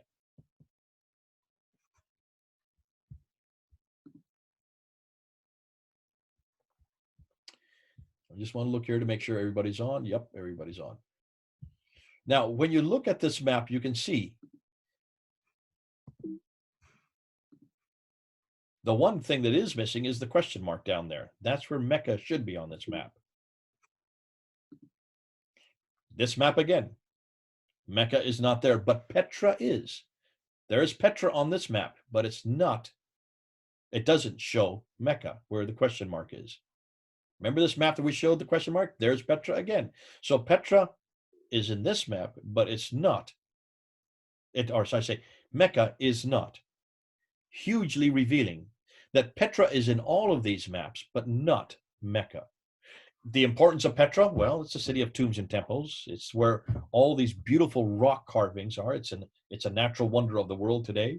You've seen pictures of it. If any of you, possibly some of you, have been to Petra, And you can see that it would be the head of the sanctuary. It would be the seat of the sanctuary for all the Nabateans all over the world. They were traders, so they needed a place that they could send their bodies back to when they died. They needed a place that they could pray towards. That's why all of these mosques were Petran temples before they were Muslim mosques. That's why when you look at the dates, like some of the dates for the earliest Qiblas were 627 and 632. Muhammad would still have been living there. But obviously, Muhammad was not from Mecca. He was from Petra. And if he did exist, he was much, much further north. And this would have been the sanctuary city that he would have prayed towards. What's more, when you look at all the vegetation, remember we talked about all the problems with the vegetation and the difficulties with the description of what this place was where the prophet lived in both the Quran and also the Islamic traditions. We were told that where this prophet lived was in a valley and had a parallel valley. That does not exist in Mecca, but you can see on the map on the right there, you can see the valley and the parallel valley there in Petra. Then it has a stream going through it. That there is no stream in Mecca at all. There's only the Zamzam well, which is a well that could not have accommodated large caravans. But there are lots of wells and there are lots of streams. There are two major streams that go through Petra. According to Surah 37, outside of this place where the prophet lived is the pillar of salt, supposedly referring to the wife of Lot. That you can find in Petra. Outside of Petra would be where that pillar of salt would be. It's not anywhere near Mecca. That this place where the prophet lived has fields. It has trees, grass, fruit, clay, loam. All these characterizations about this place where this prophet came from do not fit Mecca. They all fit Petra. What's more, it talks about olive trees. There are no olive trees at all in anywhere in Arabia, but there are in Petra. And it has mountains overlooking the Kaaba. There would be no mountains in Mecca, but there are in Petra. So Petra has all the items listed above, coming from the Quran and the later traditions. Therefore, could Petra be the place they are referring to? Now, remember, we also talked about the people from Ad, Thamud, and Midian. 65 geographical references, 9 places named, 23 times it refers to Ad, 24 times to Thamud, 7 times to Midian. None of these are near Mecca, which is way down at the bottom on the map there. They're all way up near Petra. All of these people are around Petra, which would make sense then that this prophet, who's only named 4 times in the Quran, this prophet would be from Petra, much further north, 600 miles further north. Why is this significant? Well, first of all, what we knew. Let's just review what we've already said. We know nothing about Muhammad until the late 7th century. We know nothing about his book, the Quran, until the early 8th century. We know nothing about his city until the mid 8th century, where his biography and sayings don't appear until the early to late 9th century. Thus, much of what we know about Muhammad is written down hundreds of years later and hundreds of miles away. It looks like he is nothing more than a later redaction. That means put back by a later person, in this case, Abdul Malik. So we're going to talk about Abdul Malik. It looks like he is the one that introduces all of these things in 691 later. So therefore, the conclusion, Islam and the Prophet's life as we know it was not derived from the 7th century, but evolved over a period of 200 to 300 years. Let's then go and let's ask this, what we know. Questions we still need to ask. Why are there no Muslim sources for 200 years? Why do the claims they make not fit the 7th century historical record? Why are the geographical references so few and confusing? And why do they all seem to fit an area much further north? Well, possibly because doesn't even suggest that there was no vegetation. Obviously, this would not fit Mecca. Much more so than that, Mecca is not on the trade route. It doesn't even appear till 741. It's not on any map until 900 AD. So all these Qiblas, why are they facing Petra for the first 100 years? Well, at least up until 706. And they are not standardized to Mecca until 822, 200 years too late. Is it not surprising that historians now consider much of what we know about early Islam spurious? So here's the million-dollar question. What then really happened? Okay, we need to answer that question, because I don't want to leave you sitting there hanging, wondering what's going on, Jay. Why are you introducing all this material without giving us an answer? So what do we think really happened? Now, I'm saying this in May of 2020. If you were to ask me this in a year from now, it will probably change, because we're getting so much new material that's coming to the fore in our research. I'm doing a whole series of questions looking at the anything to do with Islam in the 7th century on my Fander Films YouTube site. If you go up on YouTube, just put them PFANDER FILMS. I'm now unpacking. I'm putting up a new video almost every day. And these are all asking this very question. What really happened? What do we know about Islam? I'm going through a whole series of questions concerning any reference to a man named Muhammad from the 7th century, a book called the Quran from the 7th century, a place called Mecca from the 7th century. I'm asking whether there's any reference to people called Muslims from the 7th century or a religion called Islam. I'm asking those 5 questions. Is there anything we can find prior to 691? That's Abdul Malik, prior to 691, that refers to anything that's Islamic. And Muslims are throwing me all kinds of things at me. And they're saying, what about this inscription? What about this letter from Muhammad? What about this building? What about this tablet? And I'm debunking every one of them. And every one of them are easy to debunk. Now that's going on as we speak. So come and join me at Fander Films, PFANDER FILMS on YouTube, and just take a look at what we're finding. I have a whole team that's helped me research this, but I'm putting the videos up there to confront them, debunking every artifact that they can come up with, showing that there was no Islam at all. There was no religion called Islam. We're not even sure if there was a man named Muhammad who even lived. However, I have not made that conclusion yet. I'm still trying to get to that conclusion. The last 3 videos that I just put up in the last 3 days are asking that question. In fact, I'm going to put up right after this YouTube, right after this Zoom webinar, I'm putting up a brand new one asking that question. Did Muhammad exist? Hold on. Wait till you find out what we're finding. But that's all going up as we speak. So in order to make sense of all this, this is what we need to say. What we do know is this, and this we get from the later traditions. These are the Islamic traditions that appear in the 9th and 10th century. And what they tell us that there was a man named Abdullah ibn Zubair who lived in Petra. He was the governor of Petra under Abdul Malik. Abdul Malik was the Umayyad Caliph who ruled from 685 to 705. That period from 685 to 705 was absolutely important. What we do know is that he was the governor, though he rebelled against Abdul Malik in 683. Rebelled against Abdul Malik, destroyed the Kaaba in Petra. Kaaba, that's interesting. I didn't know there was a Kaaba anywhere but Mecca. Evidently, there was a Kaaba. In fact, we have now found the Kaaba. That's for another time, not for today. We have now found the Kaaba in Petra. Left Petra and fled to the south. Where did he flee to? Possibly.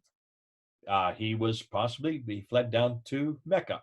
What's interesting is, what was the Kaaba doing in Petra? Why wasn't it up in Damascus? We know that Mecca didn't exist yet, so it could have been Mecca that early. But he destroys the Kaaba, goes to Petra, and he takes the black stone with him. The black stone. Why isn't anybody talking about the black stone? If you look at the Kaaba today in Mecca, you will see the black stone is in the southeastern corner. That black stone, you can see hundreds and hundreds of Muslims kissing it when they're doing the circumambulation around the Kaaba. Where did that black stone come from, and why is it significant? That's a huge subject that I'm going to be doing a number of videos on. We now know there's a history to that black stone. We now know that that is a Nabatean stone. That is a Nabatean black stone that belonged to the Nabateans in Petra. And wherever the black stone is, there's God's presence with it. That the God's presence was always with the black stone. That's why Ibn Zubair took the black stone with him when he left Petra. In taking it with him, he took God's presence out of Petra. The Abbasids then become his ally, because he needs an ally. And the Abbasids, who are headquartered in Baghdad, which used to be Ctesiphon, which was the Persian Sasanian kingdom, the Abbasids hated the Umayyads. They were headquartered in Damascus. So you had the Umayyads in Damascus, you had the Abbasids in Baghdad, and the Abbasids become allies with Ibn Zubair. Why? Because he has the black stone. So he has the mother road. Now let's take a look. Let's look at the 2 cities here. Here's a map. There is Damascus. That is the political headquarters for the Umayyads. That is where Abdul Malik is in power. Here is Petra. All the Umayyads are facing Petra for all their prayers. That is their sanctuary. So their sanctuary is in Petra, circled in gold. Meanwhile, over here, the other black circle is Ctesiphon. That later becomes Baghdad. That is where the Abbasids are in control. Their sanctuary, then circled in purple, becomes Mecca. So Mecca becomes their sanctuary after the sanctuary in Petra. Are you seeing that on the map? So the two big political parties, the two big empires, the Umayyads that are in power, they control the Abbasids. The Abbasids hate them. They're over in the east. They're Persian. They're over in what is now today called Baghdad. The Umayyads have Petra as their sanctuary. The Abbasids have Mecca with Ibn Zubair and the Blackstone. They then create a new sanctuary in Mecca. Now, here's the difficulty. By the time Abd al-Malik comes to power in 685, they have been in power since 640, 650. So almost 40 to 50 years they have now been in power. Here's the difficulty. They are Hagarin, they are Ishmaelite, they are in the line of Abraham through Ishmael, but their cousins, the Jews and the Christians, are also in the line of Abraham, but not through Ishmael, through Isaac. And they are cousins with the Jews and Christians. The difficulty is the Jews and Christians have a prophetic line through Isaac. They also have a scripture, the Old and the New Testament. The Arabs have no prophetic line and they have no scripture, which means they have no identity. They need an Arab identity. Abd al-Malik now controls all the way from India in the east, all the way to Spain, Andalusia it's called then, in the west. So from Spain to India, all that land was under his control. Huge amount of land. His biggest competitor now are the Byzantines. They are Christian. They have a prophetic line. They have a scripture. The Arabs, who control this huge empire south of them, have no scripture and have no prophetic line. They need a prophetic line. They need their own identity. So what do? That's why Abd al-Malik decides to create it. And that's why he does a number of things. He needs to create the identity. So how is he going to do that? Well, he builds this huge building called the Dome of the Rock, right there in Jerusalem. Why in the world didn't he build it up in Damascus where he was living? Why didn't he build it the largest city of its time, Damascus? The reason he built it in Jerusalem, it was because of Byzantine Christianity. Byzantine Christianity already were in Jerusalem. They already had a sanctuary in Jerusalem, the Church of the Sepulchre. There's the Dome of the Rock. Can you see where the green arrows are pointing?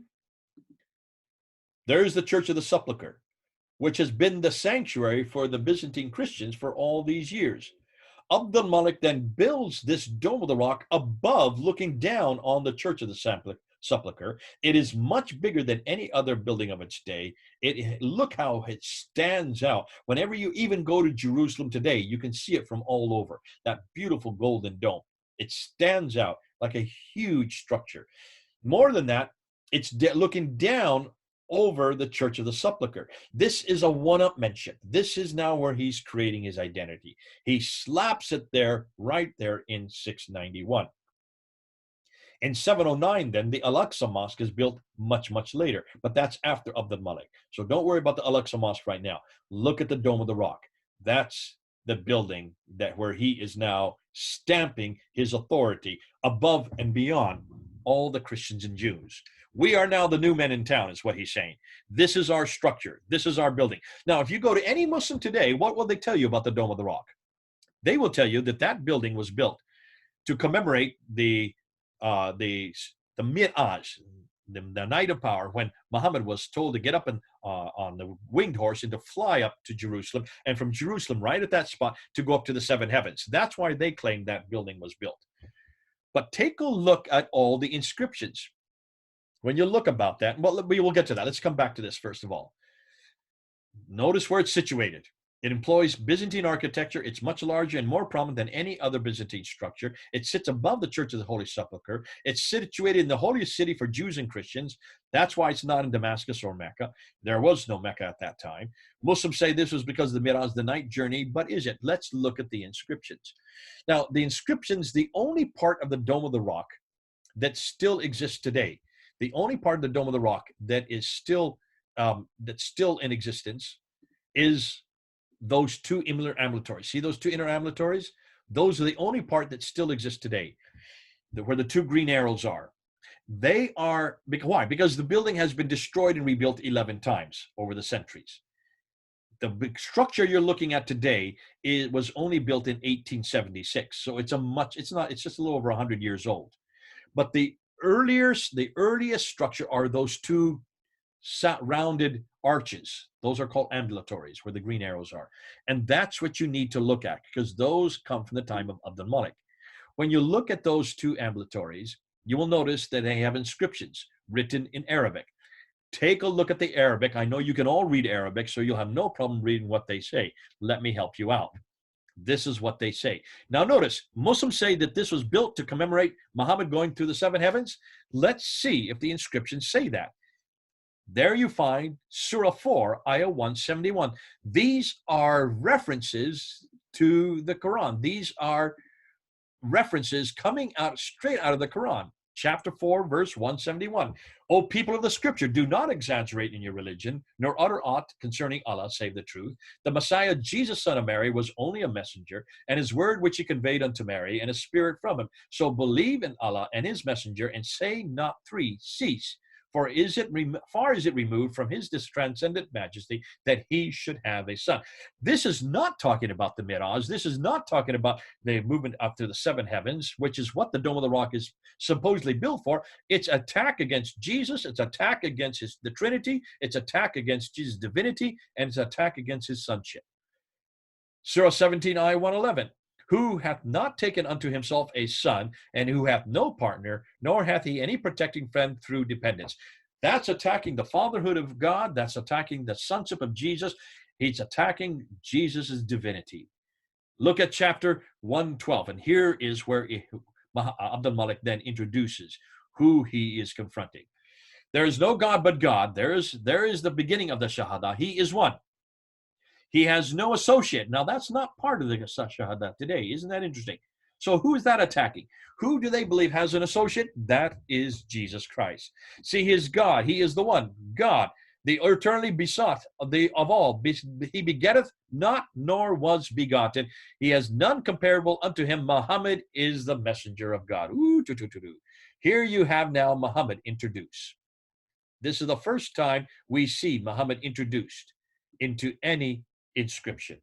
So what you find on these inscriptions on the Dome of the Rock, they're all attacking Jesus' divinity. They're attacking the Trinity. They're attacking Jesus' sonship. They're attacking the fatherhood of God. They're attacking also the idea of begetting. What was fascinating then, they then introduce Muhammad. So they're attacking Jesus as the God of Christianity, attacking it, putting it on the Dome of the Rock, looking down over top of the Church of the Sepulchre, right below it there in Jerusalem. And this is where Abdul Malik then introduces Muhammad. This is the first time we see Muhammad's name on any Islamic or Muslim source. Before this time, you cannot find Muhammad's name earlier than this. Can you see why this is significant? Now, while he's doing that, he is also writing protocols. These are the official documents that all the caliphs put together. We have protocols from the time of 661 during the Sufyani period, from 660 up until 680, when the Marwanids then came to power within the Umayyad dynasty. The Marwan I, his protocols we have access to, and then we have the protocols of Abdul Malik.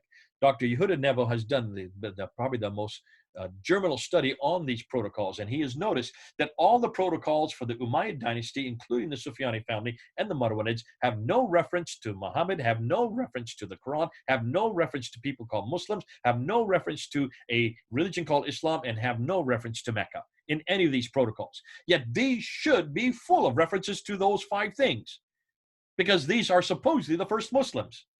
So all the official documents of these caliphs from the Umayyad dynasty all the way up until 691, when Abdul Malik is in power. In 691, overnight, suddenly the Shahada is introduced, that there is only one God but God. La ilaha illallah Muhammadur Rasulullah. There is only one God but God, and Muhammad is the prophet. This is introduced in 691. That's 60 years too late. Nothing before 691. So it's introduced on the Dome of the Rock, there on the inner ambulatories in the inscriptions. It's also introduced on the Caliphal protocols in the same year. And then it's introduced on the coins. Now, I've done a whole series of lectures on the coins, and we're going to be doing another lecture coming up because the coins, I think, are probably the most devastating when it comes to historical critique of Islam. I don't want to spend too much time here because we're going to do a whole nother lecture, possibly next week or the week after, on just the coins. When you look at the coins, and the great thing about coins is you can handle them, you can look at them. They are material that actually is extant. That's why they are so devastating, because they don't deteriorate, they don't disintegrate. They are made out of metal. They're made out of either of gold or copper or silver. And you have the coins that are coming from the Byzantine era. They tend to be gold soliduses. You can see an example of that. There's a Byzantine dinar on the upper left there. That is a Byzantine dinar of the emperor with his two sons. That is Heraclius with his two sons on either side, and on the back side of the coin is the Byzantine cross. Then you get to the Sufyani dirham. The Sufyani dirhams are introduced in 661. They are to the east. The Sufyani dirham are from the eastern part of the empire. I'm sorry, no, those are still the western part of the empire. Take a look at that, and you'll see a cross on the top of the head of Caliph Muawiyah. Caliph Muawiyah has a cross above his head, and he's also holding a cross. What in the world is he doing holding a cross if he's a Muslim? What are crosses doing on Muslim coins? Obviously, he was not a Muslim in 661.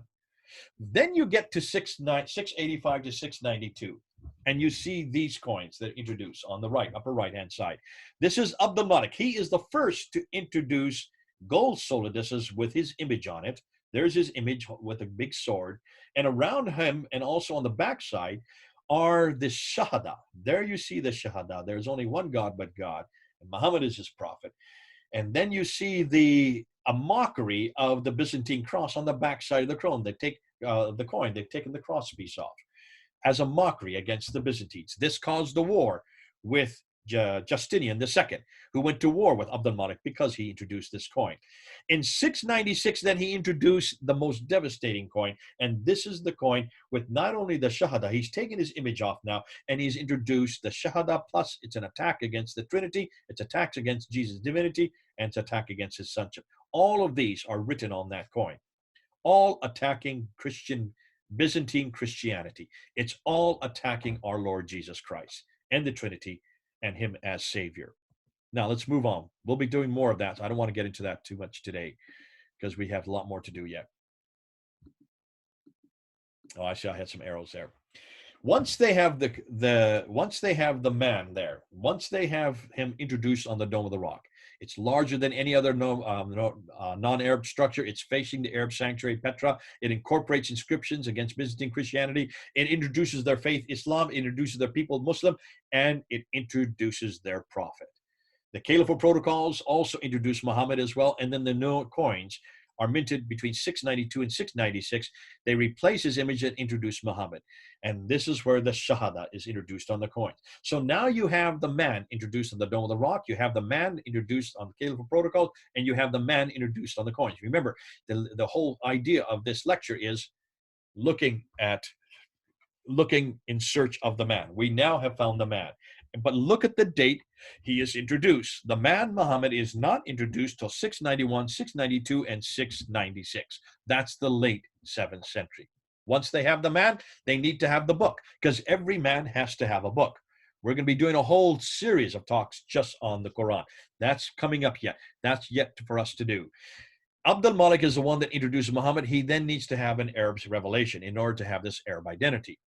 What we do know, and I can just say this real quickly, is that we have no manuscript of any Quran from the 7th century.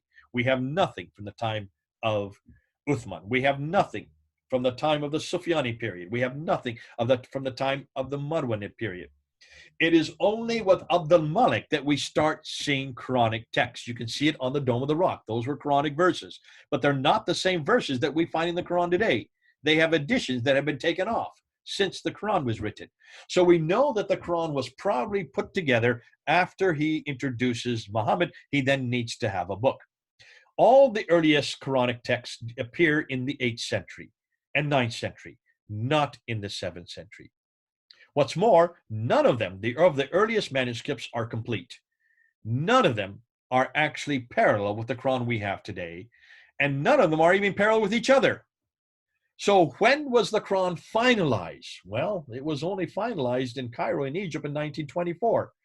It was finalized in the whole country of Egypt in 1936, and it became only finalized for the entire world in 1985. That is 25 years ago. The book that I have in my hand today, the book that you are all using, was only finalized in 1985 by King Fahd. It's known as the Fahd edition, though it refers to the Hafs Quran that was first chosen by Muhammad al-Husseini al-Haddad, a scholar there at Al-Azhar University in 1924. Now they've got the book. They also have the man. They need a place. So you have these two great empires who are competing for this Arab sanctuary. The Umayyad sanctuary in Petra that I showed you on the map earlier was destroyed by earthquake in 713. Thus, now that Petra was completely destroyed, remember the Black Stone was already taken out in 683 by Ibn Zubayr. He ran with it down to the south. Now that Petra was destroyed by this earthquake, there was now no need to use Petra anymore. It pretty much had lost its significance. That's why Mecca now is replacing Petra. First noted in 727. Ibn Zubayr is the one who then creates Mecca. Why? Because he has the Black Stone. As he has the Black Stone in Mecca, then you can see a problem, because where the Black Stone is the presence of God. So people are now starting to make pilgrimage down to him, down in Mecca. Now can you see why you have the four Qiblas? Let's see why. In order to understand the four Qiblas, you need to understand what was happening politically between the Abbasids and the Umayyads. The Umayyads were up in Damascus facing Petra. The Abbasids were in Baghdad facing Mecca. You have Al-Hajjaj. Al-Hajjaj is the governor of Iraq. He does not like Abdul Malik. He has seen what Ibn al-Zubayr has already done. He rebels against Abdul Malik in 705, in 706. He then builds his own mosques. And that's why you can see that his mosques now come into existence. When you look at his mosques come into existence in 706. They are not facing Petra. They are not facing Mecca. They're facing exactly in between. The 11 mosques that he built all are facing that one point. Why? To say to both the Umayyads and the Abbasids, I'm not following either of you. I'm going to see who is going to win out. He's basically hedging his bets. The same thing is happening with North Africa and Spain, with the parallel mosque. In North Africa and Andalusia, they realize that there's a real tussle happening between the Abbasids and the Umayyads. They don't want to actually score with either one of them. They're waiting to see who's going to win out. And once they see who's going to win out, then they will then have their mosque facing that city. But until then, they just have their mosque facing straight south, parallel to the line between Petra and Mecca. This is a political gesture for out of expedience. So both the between mosques and the parallel mosques are nothing more than a political statement by both the North Africans and those who are under the authority of Al-Hajjaj. These two groups are waiting to see who would have control. When the Abbasids finally overpowered the Umayyads in 749, that's the mid-8th century, most of the Qiblas then face Mecca. With a few holdouts, there's still some who do not want to adhere to the Abbasids until 822, until the 9th century, at which time, after 822, all the mosques then begin to face Mecca until the present time. So these Qiblas were chosen for political purposes, not for religious purposes. Are you following the significance of that? So let's look at a possible scenario. What has happened? Once they get their prophet Muhammad, then they have the revelation, the Quran, then they have their sanctuary Mecca. They then need to have a history. They need to put bones to all this. That's why it is not till 833, till the early 9th century, that the Sirah is finally written down. It's not till 870 that the Hadith are finally written down. And it's not till 923 and later that the Tafsir is finally written down. So by the 9th to 10th century, they then have a book, the man, the place, and the story. A new religion is formed and growing, yet not one that was created in just 22 years, like Muslims like us to believe, between 610 and 632, but evolved over 200 to 300 years. It has everything to do with politics. It has nothing to do with theology. It has nothing to do with Muhammad. It has everything to do with what the caliphs were doing. Let's summate, let's put it all together. Why are there no Muslim sources for 200 years? Why do the claims they make not fit the historical record? Why are the geographical references so few and confusing? Why do they all seem to be much further north? Why are there so many references to vegetation which would not exist in Mecca? Why is Mecca not mentioned until 741 and not included in any maps until 900 AD? Why do all the Qiblas face Petra for the first 100 years, then are confused for the next 100, and are not standardized to Mecca until 822, 200 years too late? And why do the 7th century Arab coins have no traces of Islam on them at all until 692? What is Abdul Malik's role in all of this? And does a nascent Islam really begin with him? So what about Muhammad? Well, since what we know much about him is about him in early Islam from the traditions is now in doubt, since much of the Quran is also in doubt, since nothing is known of Muhammad until the late 7th century, or Mecca until the mid-8th century, or his story until the 9th century, hundreds of years later and hundreds of miles away, can we then conclude that Islam is nothing more than a later redaction, possibly begun by Abdul Malik, and then continued by his descendants, proving that Muhammad had nothing to do with the Quran? So who was he and what was his purpose? It looks like the Muslims have the wrong man at the wrong place doing the wrong thing at the wrong time. Now, let's ask the same thing about Jesus. We need to go like with like. How should we critique him? Using the same criteria, the same historical criteria I've just used on Muhammad, let's ask the same of Jesus. What do we know about him? Well, we know where he was born, in Bethlehem. We know where Jesus grew up, in Nazareth. We know where Jesus died and when, in Jerusalem. We know what Jesus did for the last 3 years of his ministry. We know this from eyewitness accounts, Matthew and John. We also know this from hostile accounts like Tacitus, and Josephus. We know when they were written down, these gospel accounts, between 15 to 60 years. We know that few doubt his historicity. Thus, we as Christians have the right man at the right place, doing the right thing at the right time. Ooh, it makes my job so easy. So, what are we doing from here? Well, first of all, we must thank the historian for what they have done. But then we need to move this question on. We need to continue to do research and expand. We need to confront Islam's historical foundation. We need to challenge Muhammad in the Quran. We must demand the same of the Bible and Jesus Christ, of the Upanishads, the Vedas, the Bhagavad Gita. We need to do the same with the Granth Sahib. We need to do with any book that claims to be historical, of which every revelation does. We must bring both into this public sphere and then let people come to their own conclusions. Why? Because the similar historical questions have already been asked of Jesus Christ and Christianity, and we've answered every question. Folks, we need to bring our Muslim friends home. Okay, that's it for today. I've stopped the screen now. What I want to do is I've said an awful lot. This has been an awful lot of material thrown at you at one time. I'm sorry, but you can understand why. What we're going to do now is I'm going to go over and I'm going to look at the chat and I'm going to try to answer your questions. And I understand it's probably 9:30. Is it not your time there in India? Okay, so it's getting late, so I don't want to spend too much time. I'll try to hurry up through these. So let me see. Whoa, there's lots of questions. Okay, let's try to get through these questions as best we can. How many ex-Muslims are there? Oh, that's a good question.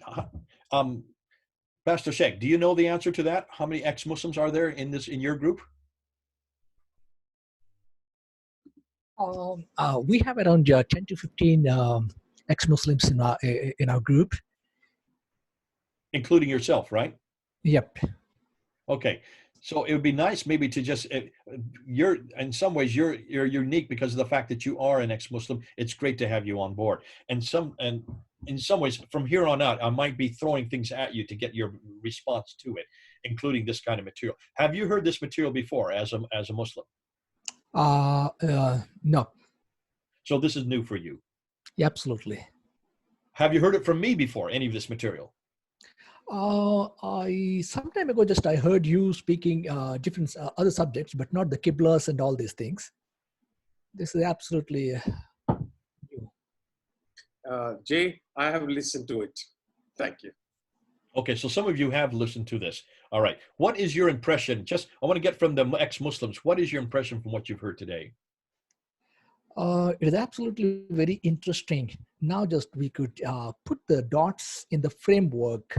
Why, where it started, why it started, what are the political reasons and what are the religious reasons behind all this Qiblas and book and the man and the Siratul um, uh, uh, Siratul Rasul and Hadiths and all these things, why they came into existence. Now just we can connect the dots. It is absolutely fantastic, very helpful. And did you notice that almost everything I've done in the last 2 hours has been done from a neutral standpoint? Have you noticed I could be anybody saying this? Yeah, that is very interesting because without offending anybody, without anybody could raise the flag, we always can take this material and put it in front of the table and ask. It's a very genuine question. So It's I neutral as you can get. And Sheikh, what also I like about this is that I cannot be taken to prison. I cannot be taken to court because Muslims know that if they're going to take me to court for what I have just said, I'm just going to repeat and ask them, what is it that's hateful about this? What is it that's Islamophobic? This is your own material. I'm looking at your own historical sources. I'm going to your traditions. This is Al-Bukhari. This is Sahih Muslim. This is Ibn Hisham. This is Al-Waqidi. This is Ibn Ishaq. This is Al-Tabari. This is Baidawi, Zamakhshari. These are your men. I'm quoting them. I'm only looking at your material and I'm asking historical questions which have already been asked of the Bible and have been asked of Jesus Christ. I'm now asking it of you. Where is there hatred in that? Where is anything Islamophobic about that?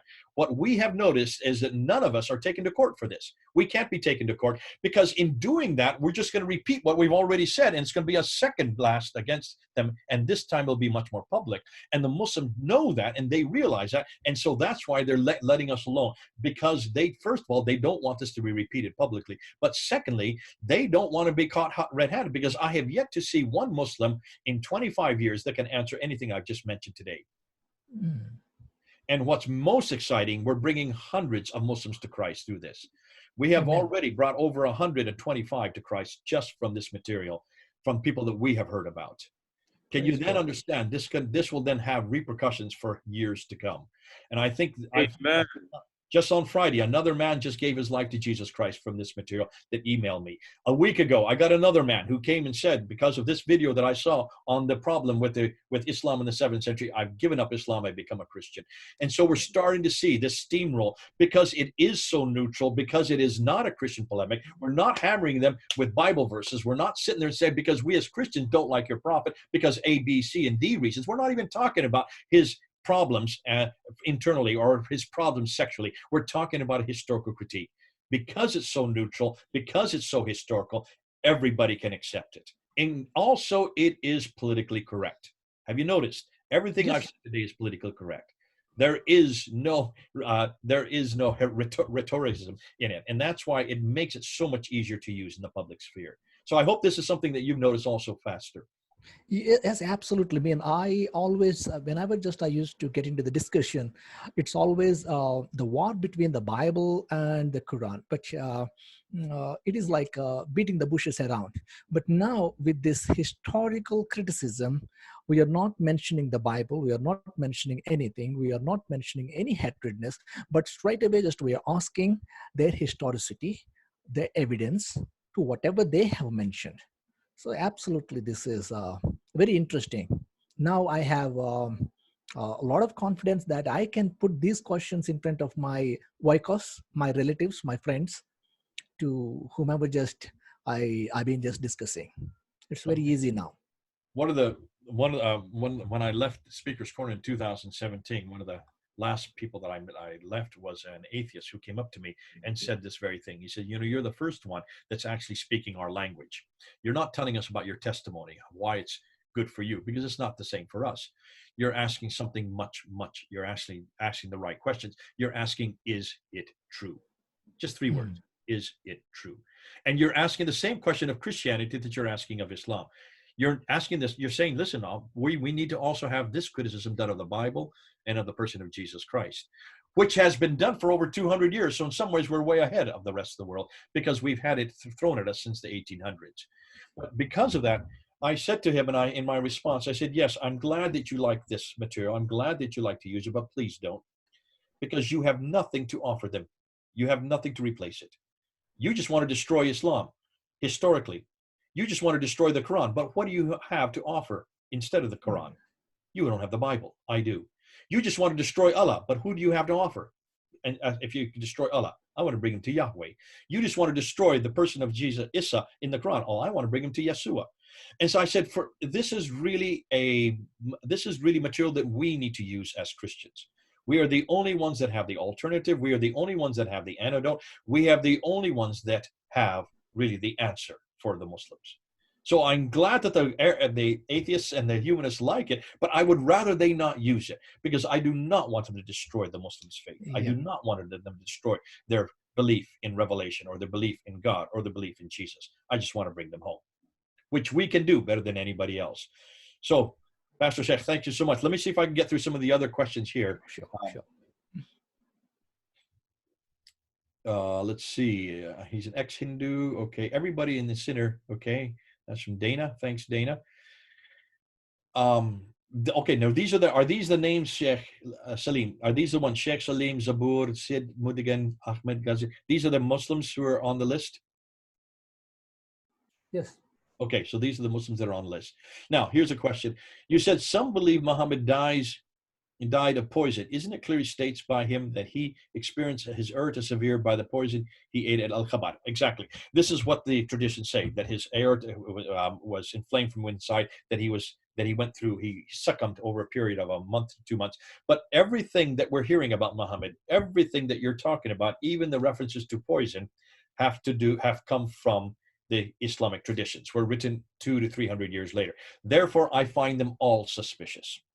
And that's why I know this has caused, if you look at what's happening on Fander Films right now, I'm having an awful lot of kickback from Muslims and also from Westerners and Christians who don't like the fact that all these stories surrounding Muhammad may be fraudulent, because they're written so late. They're written long after Muhammad, if he even existed, died. So all these stories about poison do come out of Al-Tabari and also come out of Ibn Hisham, which would be the Sirah and also the tafsir. Here's another question. How about using the contradiction of who is the first Muslim? How about using the contradiction of who's I'm not sure what Jerusalem is never mentioned in the Quran. Is it something that we can ask the Muslims, any hadith where Jerusalem is used? How did Al-Bukhari collect his data, since he trashed around 90% of the data, and any details in the logic and such he used for the sake? Again, rather than getting in and trying to defend the traditions, what we do know is that according to Al-Bukhari in 870, he himself was given 600,000 of these traditions, these akhbars, and he was to whittle them down and just throw out anything that he didn't like. And he threw out actually 98%, not 90%, but 98. He only retained 2%. He only retained 7,397 out of 600,000. Why in the world did he throw out the 98% is my question. And what was in that 98% that he saw fraudulent? And how could he know what was true or not, since he was writing in 870, Muhammad died in 632. And he was writing hundreds of miles away. His name is from Bukhara, which is a town up near Uzbekistan. He was probably in Baghdad at the time, but he was not even an Arab. He would have been a Persian, writing about a man that lived 200 years earlier, 250 years earlier. He had never been to that part of the world and never lived in that part of the world. So how could he have known anything about this man or what he said or what was happening? So I would suggest that this 600,000 whittling him down to 2%, that an awful lot of the 98% that he threw away is material that did not fit his paradigm, did not fit his theology, did not fit the man that they were looking for. Because remember, these traditions were to give body to this man Muhammad, to give him a place, to give him a history, to give him also a sense of being a prophet. That's why they were all created so much later. Much of it, therefore, is nothing more than a bias. Historical critique of the Quran by a Christian, will it be accepted by the larger Muslim community, or how effective will it be? What is your experience? Exactly. Brilliant question. And Philip, this is a real problem that many Muslims always come up to me and they say, well, who are you to ask these kind of questions? And who are these people you're talking about? Dr. Patricia Corona, Dr. John Wansborough, Dr. Gerald Hotting, all these big names, they're all Westerners. None of them are Muslim. And I said, isn't that telling right there? The fact that they're not Muslim, the fact that not one of these is Muslim, not one of them is a Muslim. shows me that Islam hasn't even asked these questions. Why is it that there's not one Muslim scholar that you can name me who has asked these questions? Why is there not one Muslim scholar who's looked at the Quran critically? Why is there not one Muslim scholar who has gone to these qiblas, who has gone to these mosques, who has looked at their direction? Why have no Muslims done what we're doing? So I just throw it right back in their laps. And I said, it's because of the fact that we in the West, here in Europe and United States and in India, those of us who have a Western tradition of criticism pulled out or which has come out of biblical criticism, is because we understand redacted criticism. We understand source criticism. We understand that if you're going to look at documents that are not 200 to 300 years old later, you're not going to trust those documents. That's why we'll need to go back to the 7th century. We're the ones that have done that with our Bible. Why haven't you done that with the Quran? We're the ones that have done that with Jesus Christ. Why haven't you done that with Muhammad? So I would suggest to throw that story, that question right back into the Muslim's lap and say that you show me one Muslim scholar that's asked these questions. Give me one book that's written by a Muslim on the problem of the Qiraat or the Ahruf, not the Qiraat, that's on the consonantal text of the Quran, or is whether or not Muhammad can be found from any sources from the 7th century. The fact that this is not being done by any Muslim is not only telling, but shows that Islam does not know how to answer this question. So I just like to throw it right back in their laps rather than trying to defend that. So according to you, what is the simple way to reach Muslim communities? That's really not the subject for today. We'll be coming up to that on methodology in another talk. So we'll hold off to that one till we get to that talk. The statement of history that you have mentioned here about Muhammad are historically 100% true, that he lived from this period. I'm not sure what John, what if you can rephrase that? I'm not sure what you're asking. Is it that I'm saying it's 100% true? I would say no. I would say it's 100% false. Did he live or not? That's the big question that we're all asking right now. Did he exist? Personally, Yeah. I believe there was a Muhammad. John, are you there? Let's put you on. Yeah. Go ahead. What does he say? Yeah, I was just asking, like I've heard somebody say that this person named Muhammad, did he really exist? No, but there's no 100% proof. That's what they say. Yeah, and that's this book right here that's out by Robert Spencer asks that question: did he even exist? And John, what we're finding out is, because we can't find any reference to him out within any Arab sources. I'm not saying Muslim sources. I'm saying even Arab sources. There's no reference to him until 691. If that is the case, this man is that important. If this man started and was received the revelation, started the religion, why is it we can't find anything about him from any Arab sources until 691? That's the first question. So I'm not willing to say right now that he didn't exist, because we do have the Doctrina Iacobi from 634. We have the writings of Sabaeus from 660 that do refer to him by name.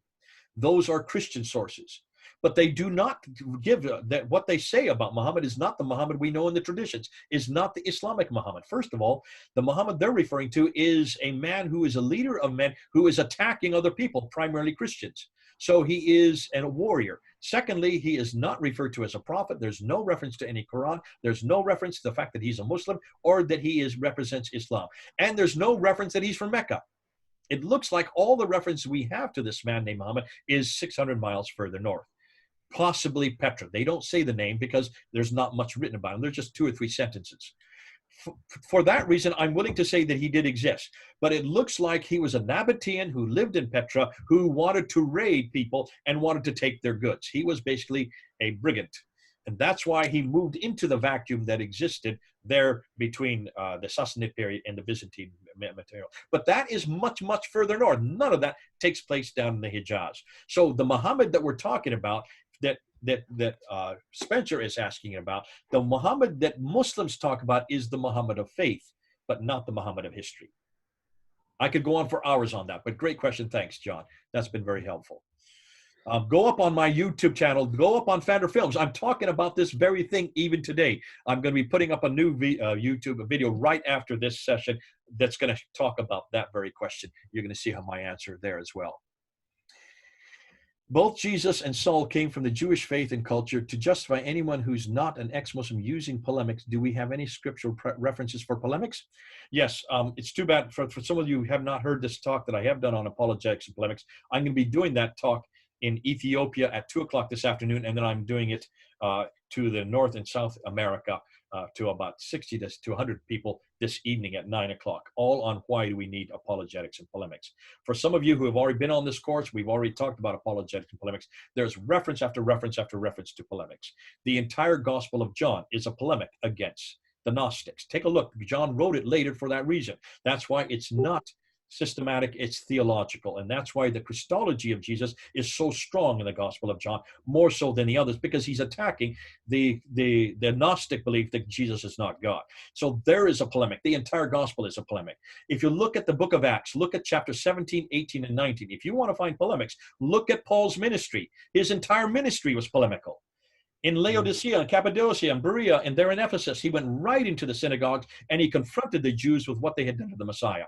He got thrown out. He got thrown into prison. He got whipped. He got twice almost stoned to death. He caused a riot in Ephesus, and he was finally killed in Rome. You do not get stoned. You do not get whipped. You do not get thrown into prison, and you don't cause riots, and you don't get killed for simply using irenics.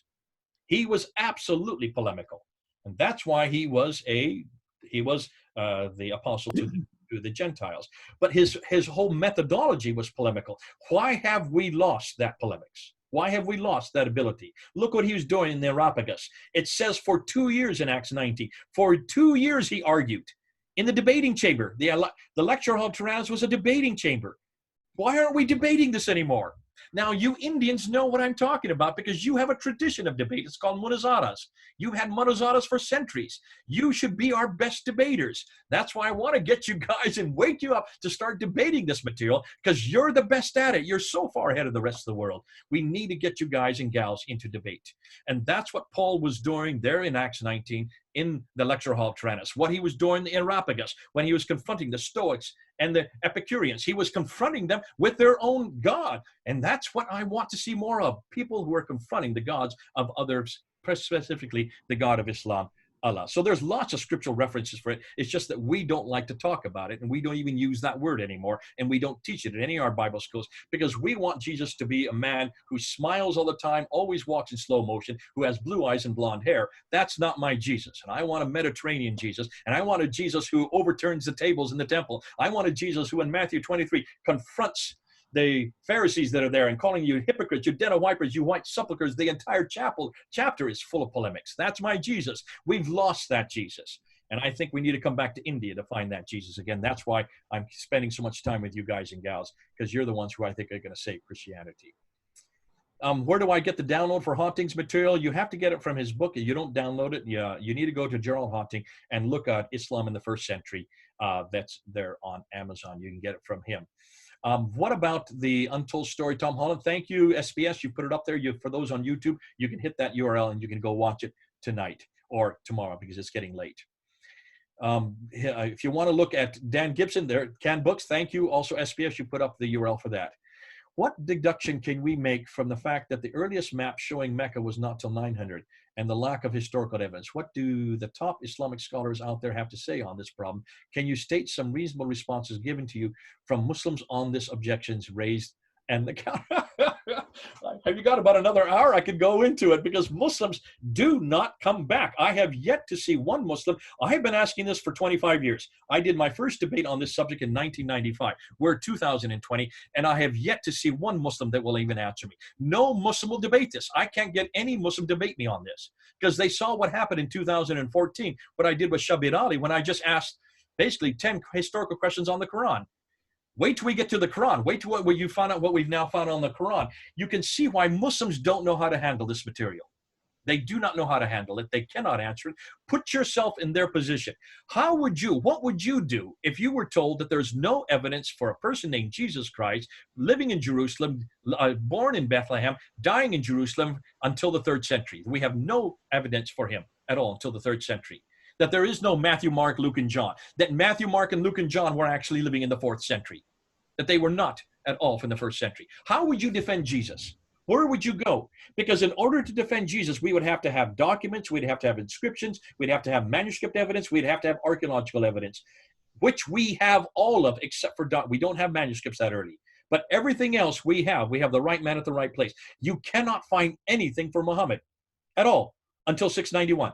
You can't find any inscription. We can't find any tablets. We can't find any artifacts. We can't even find any reference to him except for those two references I gave you from outside of the Arab world. How would you defend that?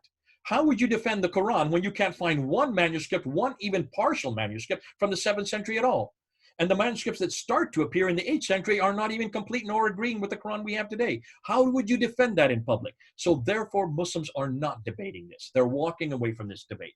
We, and therefore, have to debate it. And we've got to confront Muslims, because this is what's going to destroy Islam more so than any other, because it's absolutely neutral. And it's what everybody's asking. They're not asking us about, people are not really saying, hey, tell me your story. I want to hear why you became a Christian. I want to know what God has done for you. That's all we want to talk about. What people are asking is 3 simple words. Is it true? And to answer those 3 simple words, you're going to have to prove that the person of Jesus Christ living at that time, at that place, doing those things, actually were correct. You've got to prove that at that level. And so far, we're doing that. The difficulty is Islam has yet to do that. And that's why we really need to confront Islam on this. Come with me, guys and gals. We need to do that. If we already have mosques in India and China during the time of Muhammad, in such case, do we have any Islamic literature for that time in these 2 places that validate or disagrees with the message of the Quran or life of Saint Muhammad? Absolutely yes. Now remember, these were not called mosques. These were temples. They then were taken over by the Muslims and called mosques, which means a masjid, which means a place to bow down. It's a place to pray. So masjids were then given the name. The mosque was given that name in the 8th and 9th century, much, much later. They were nothing more than Nabatean temples, but they were all facing Petra. They continued to face Petra. They're still facing Petra even today. And that's what's interesting. 1400 years later, they're still facing Petra. They're now mosques, but they're still facing Petra because they're historical sites. They can't throw them down. Is there anything written about that? We have nothing written about anything from those mosques that is anywhere near the 7th century. The only stuff that that gets started to appear is the Samarkand manuscript, which is from Uzbekistan in Tashkent. That one is from the mid-8th to late 8th century. It only goes up to Surah 43. It is full of manuscript errors. It has enormous manuscript. It is not the same Quran that we have today. And that's one of the earliest of the 6 earliest mosques. That's one of them. That's number 3 in the line of the 6 earliest, sorry, not mosques, manuscripts of the Quran. We have mosques in India and China during the time of Muhammad. And okay, I've just read that one. How important is it for the Muslims to really pray facing Mecca? As some say, niyat is important. For Muslims, you have to face Mecca because it's one of the 5 pillars. It's one of the 5 deens that they taught, 5 practices. So facing the mosque, doing the 5 prayers, you have to pray towards Mecca because it's also in the Quran in chapter 2, verse 149. In chapter 2, verse 149, it says, from the far mosque down to the Masjid al-Haram, which means the forbidden masjid. Now, that doesn't say Mecca. You're right. It's not Mecca. As I said, you can only find Mecca once in the entire Quran. It's not in Surah 2, 149. It just says the Masjid al-Haram, which means the masjid, the place of bowing, the forbidden place of bowing, which Muslims today say is Mecca. But you have to put that in parentheses after the Masjid al-Haram. You have to put Mecca in there. That is commentary. That is not in the Arabic. Let's cut them down. Even a 1 degree change in facing Mecca from India could probably take you to Riyadh. It just does not make sense to even believe. Well, that's the thing. And then why is it that's 22 degrees to 28 degrees to up as much as 60 degrees off from Mecca? If you can see, if people were going to those degrees, they would never get near Mecca. They're all facing towards Petra, as far away as Canton, up until 706 at least. Here's a question. Mecca is famous for Zamzam water, right? Does it have to do with anything spiritual because it is inexhaustible? No, it is not inexhaustible. I'm not going to get into the Zamzam well. The Zamzam well is supposedly where Hagar was looking for water for Ishmael. And there's the story behind it, that when she was there in the desert, she needed water for her son. She ran to Marwa, which is interesting, the hill of Marwa. She couldn't find any water there. She went to the other hill, Marwa and Safa. The other one is Safa. To find water, there was no water there. So she comes back to where her son was, and there was water bubbling up over the ground, and that became the Zamzam well, which is fascinating because there is a Zamzam well also in Petra, which is interesting also because you have a Safa and Marwa, and you have the 2 hills in Petra. They're still there today, and those are mountains. When you go to Mecca, Pastor Sheikh, did you ever go to Mecca? None of you went to Mecca when you were a Muslim? Okay, if you go to Mecca today, now I've not been there, but there are pictures. You can look at the Safa and Marwa where they run back and forth 7 times between these 2 mountains. Look what they are today in Mecca. They're just 2 little rocks, 15-foot rocks that you can climb up on top of. Those are not mountains. So they're nothing more than facsimiles of the original Safa and Marwa, which are in Petra. Almost everything we see, in fact, every stage, the 5 stages of the Hajj that you see in Mecca, those 5 stages can all be found in Petra. And they also fit the dimensions that you see in the traditions. So you can see why that we're now going back to Petra. We're going to talk more about that in an upcoming talk, looking at those stages. I need to confuse through because it's now getting quite late for you all. It's now coming up to 10 o'clock. Mecca is famous for Zamzam. Let's go. Why is there a threat of simply proving Mecca was why is the death threat for simply proving Mecca was simply off the historically known trade route? The death threat is because Muslims, the death threat is in chapter 4, verse 89 of the Quran. Those who leave Islam, if they leave, you must kill them. So it comes straight out of the Quran itself. Not every Muslim is going to kill you for saying these things. In fact, I have yet to get really death threats for talking about the historical critique. What the death threats I get are almost always when I confront Muhammad, which we're going to do later on in another talk. But that's not for this kind of material. So don't worry about the death threats right now. Okay. Mark Anderson writes an article, Is Mecca or Petra Islam's true birthplace? Where he critiques Dan Gibson's theory and concludes in his article, hence, contrary to what most revisionists claim, we can affirm with reasonable confidence that Muslims do not mistakenly face the wrong direction when they pray. How do you respond to his critique of Dan Gibson? I would say very clearly, they don't do today, yes, but what is Mark Anderson referring to? Which date is he talking about? Since 822, all the mosques are facing Mecca. Is that what he's referring to? Or is he talking about the 7th century? And here's where David King, who is the world authority on the Qibla, he wrote this paper here, The Petra Fallacy. This is how many pages long? This is 54 pages long, where he attacks Dan Gibson. This came out about 1.5 years ago. And in every case, he had no response to Dan Gibson's new material. And the reason why, and I would say the same thing to Mark Anderson, you can talk about Petra, you can talk about Mecca today. No one's suggesting they don't face Mecca today. What you cannot show me is any mosque facing Mecca prior to 727. Remember, 727 is 100 years after the Meccan Qibla was canonized in 624. 624 is when the Meccan Qibla was canonized. 727 is over 100 years later. So show me, Mark Anderson, where there's any Qibla that's facing Mecca, and then I'll believe you. But don't say that Muslims say that today. Of course they say that today. Every mosque is facing Mecca today, but not in the 7th century. Will this recording be shared? It's up to, I'm going to be sending it out to Pastor Sheikh. You'll have you'll have an example of this, and also Narendra Sahu. Is Narendra Sahu here? Is he here? I don't see him. No, he's not here, I think. I don't think he ever comes to these talks. This is the first, I've never seen him at one of these talks. Anyhow, I will send it to Narendra and also to Pastor Sheikh. So Narendra, he can't hear this, but if someone could tell Narendra, he'll be responsible for sending it to his group. And Pastor Sheikh, can you make sure you send it to your group? So it'll be available. I'll send it through Hightail because it's going to be a huge file because this has all been recorded. Is there any proof of Jews killed at Banu Qurayza? Muhammad killed the Jews. Any Jewish histories talk about it, or any other sources to support that Muhammad existed? There were no Jews in Medina at all. We can't find any evidence of Jews living in Medina. We don't have any evidence for the Banu Qaynuqa, the Banu Nadir, or the Banu Qurayza family. The Jews were all much further north. So all those stories are proving to be fraudulent. And this is going to step on the toes of many people who like to use those stories.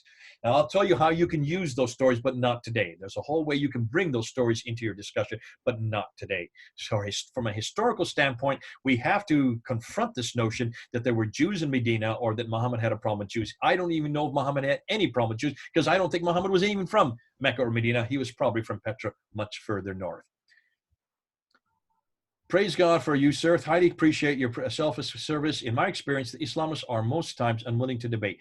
This has been my biggest challenge. I don't know how to deal with this issue. I think the best way to do that, what I usually do is when I'm in a conversation with a Muslim on any subject, they'll start making claims. Well, the Quran says this, or Muhammad says this, or the tradition says this. Just stop them and say, prove it. Prove it. Show me Show me in the Quran where there's a reference to Mecca. Show me in the Quran where there is a Qibla. Show me where the Qibla is. Prove it. You can confront them every time they make a claim. Just say, can you show me? Show me in the tradition. Show me in the Quran. And then tell them, I don't trust those traditions because they're all too late. Why can't you tell me something from the 7th century? Show me from the 7th century. That's only 1400 years ago. There's no reason why you can't have any reference to Muhammad 1400 years old. You cannot tell me that this man could not have been known about since he was so important. He was the seal of all the prophets. Why didn't no one know about him in the century that he lived? And just ask them simply to show you. That brings it right into the conversation. And you can see that Muslims then have to do some backpedaling. And that's usually where disillusion starts to begin. You need to start this disillusionment. And then just end always with the gospel. Why is it we can tell you about Jesus Christ? Why is it we know where he was born, where he would die? We know where he rose again. We can pretty much support the resurrection. And we can even do it from using historical accounts. So this is the way you can do like with like on any of these issues. You said you have good success getting Muslims to come to faith. Was it in formal settings or personal approaching them or in the mosque? Actually, the most lately, it's all coming from my videos. We're getting many Muslims coming to the Lord through the videos. So it's not personal. It's not done. I don't even see them.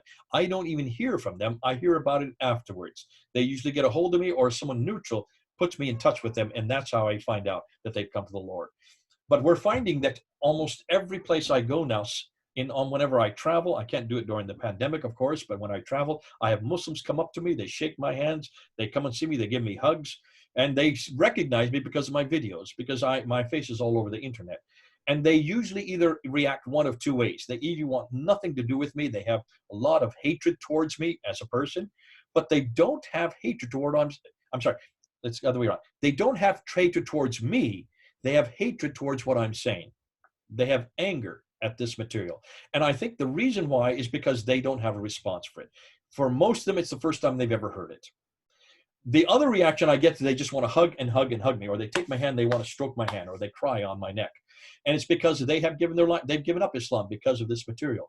And it's what I hear, I get the same recurring frame. We have always been told that Muhammad was a man that God chose. We have always been told that the Quran has always existed, that it was eternal, comes from these eternal tablets, that it has not been written by human hands. Those are the two things we've always been told. And without those two things, Islam does not stand. And here you are destroying those two things using completely neutral terminology and criteria. And you can see why it then crushes their whole faith, because it takes out their foundations. It takes out the two foundations that they're totally dependent on. So you get these two kinds of different reactions. Now, you're not going to get that kind of reaction. I get it because of the fact that I go high profile with it. For those of you who are listening to this, you don't have to use this material right away. Please don't. Please don't jump all over the Quran, and don't jump all over Mecca, and don't jump all over Muhammad. Let us do that. Those of us who are trained to do that. All you need to do is ask two simple questions. Prove it. Whenever Muslims make a claim, just say, can you prove it? Prove to me that this man Muhammad lived in the 7th century. Prove to me that there was a Quran that existed in the 7th century. Prove to me that there was a city called Mecca that existed from the 7th century. Come back to me next week and show me those three things. Prove to me that there were people called Muslims living in the 7th century. Prove to me that there was a religion called Islam that existed in the 7th century. That's all you need to ask. And then just shuffle them off onto all of these videos that we're putting out on Fander Films, so that you can all then use this material. Feel free to use it. I know that I've gone way beyond. Let me see if there's any other questions. Is there any reference to the Qibla and Mecca? Then why speak of? If there is not reference to the Qibla and Mecca, then why speak of them? Because Muslims believe the Qibla. Because Muslims believe in Mecca. You've got to confront those two. It's not that we believe in Mecca or the Qibla. They do. And you've got to take them at where they're at. Start where they're at. When will you be using the minimal fact approach for the Quran and the Islam in your video? What do you, SBS, if you could explain what you mean by the minimal fact. What is that approach, so I know what you're talking about? Are you there, SBS? Yeah, go ahead. I'll put you on.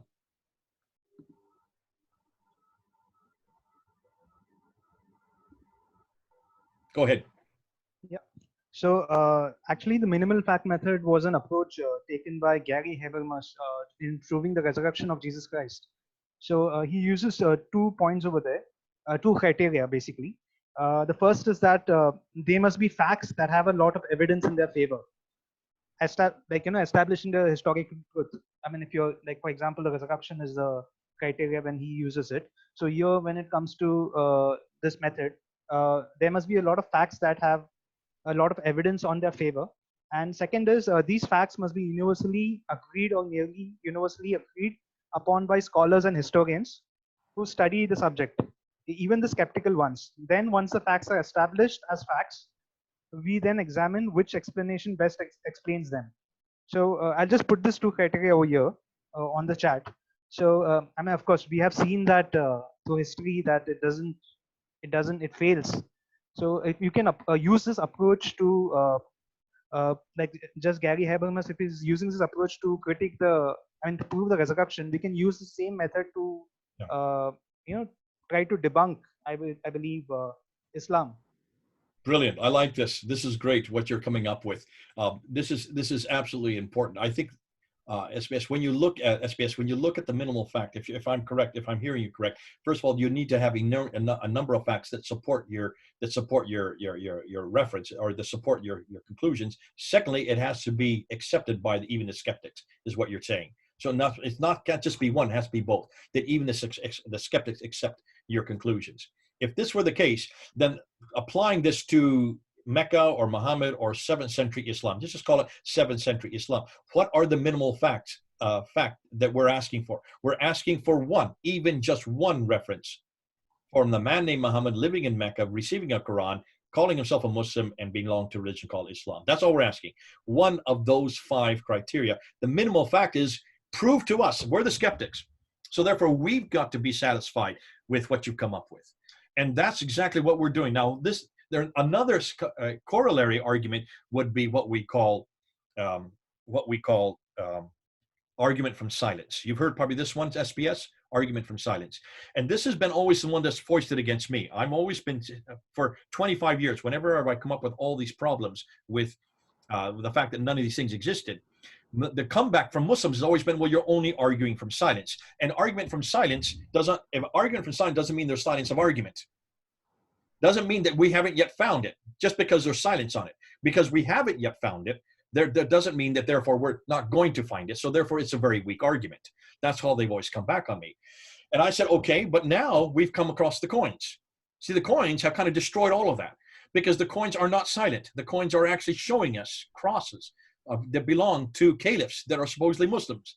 And there's no reference on any of these coins to Muhammad, to the Quran, to Mecca, to Islam, or to people called Muslims. There is reference to Allah, but Allah is pre-Islamic. Ilaha, it's a Nabatean god. So that's well known. But suddenly now, by looking at the coins, we're going to do a whole talk on the coins. We have taken this argument from silence, or minimal argument as you're talking about, and we've turned it on its head. Now, who are the ones who are arguing from silence? It's now the Muslims with their traditions that are now arguing from silence. They are the ones that have no minimal argument, because everything they've said does not belong in the 7th century. It's all from the 9th century, redacted back onto the 7th century. So all the claims they're making now are argument from silence. So we've shifted the whole argument from argument of science for us to prove Islam didn't exist to an argument from science for the Muslims to prove that Islam did exist. Can you see how this has all happened? And for us, it's just happened in the last 6 months. It's all happened since we found the coins. Well, the coins have always been there. It's just we never looked at them. And the numismatics, how do you spell the numismatists, the people who are the experts on coins, they've always known about this. When we started coming up with this material, they all got in contact with me. I got contact with people from France, other people from the United States, other people from other areas of the world. They said, we know all about these coins, but we never knew the story behind it. We had no idea what you're coming up with. We had no idea to interpret what we were reading. We understood the Arabic, we could even read it, but we didn't know what it was saying or the significance until you came up and you suddenly showed that this proved that there is no argument at all from the 7th century. It is now an argument from science, because we now have the material. They don't. So both of these arguments, the minimal argument, I love that, they're bringing that up, SPS, and the argument from science, I love those two together, kind of work in our favor. But this is the first time in, 40 years that I've been working in Islam that we've had both of these in our favor. Let's run with them. God bless you. Thank you for that, SPS. That's very helpful. The MFA method. The minimal facts approach. Okay, it's called the MFA. Is an approach established in truth of Jesus' resurrection. And you wrote this down. Thanks, Espes. Yeah, there's 2 points. I just mentioned it over there Terrific. in the chat. Yeah. Listen, folks, grab these comments, take them because they're very good. They're very helpful. We can use these comments for our own studies. Listen, I do realize it's after 10 o'clock. It's quarter after 10 for you all. It's very late. I do need to go. I have two other big Zoom webinars coming up this afternoon and this evening, so I've got to prepare for them. But it's been great being with you guys and gals. We'll see you in 2 weeks, all right? In 2 weeks. And then we'll probably go into these coins. We'll go into show you how devastating these coins are. I'll have it written up by then, so I'll be able to send you a PDF on the coins. God bless you. Thank you for all your time and effort. Thank you for being on board. Thank you, Sheikh, for all the new friends you brought on board with us. We'll see you in 2 weeks. Meanwhile, keep safe. Don't let the COVID get you, and keep, I still assume you're under lockdown, as are we. But I hope you enjoy this material. I hope you use it, and I hope you'll be able to find some Muslims that you can share it with. God bless you. This is Jay. Thank you, brother. God bless you. God bless you. God bless you. Bye-bye.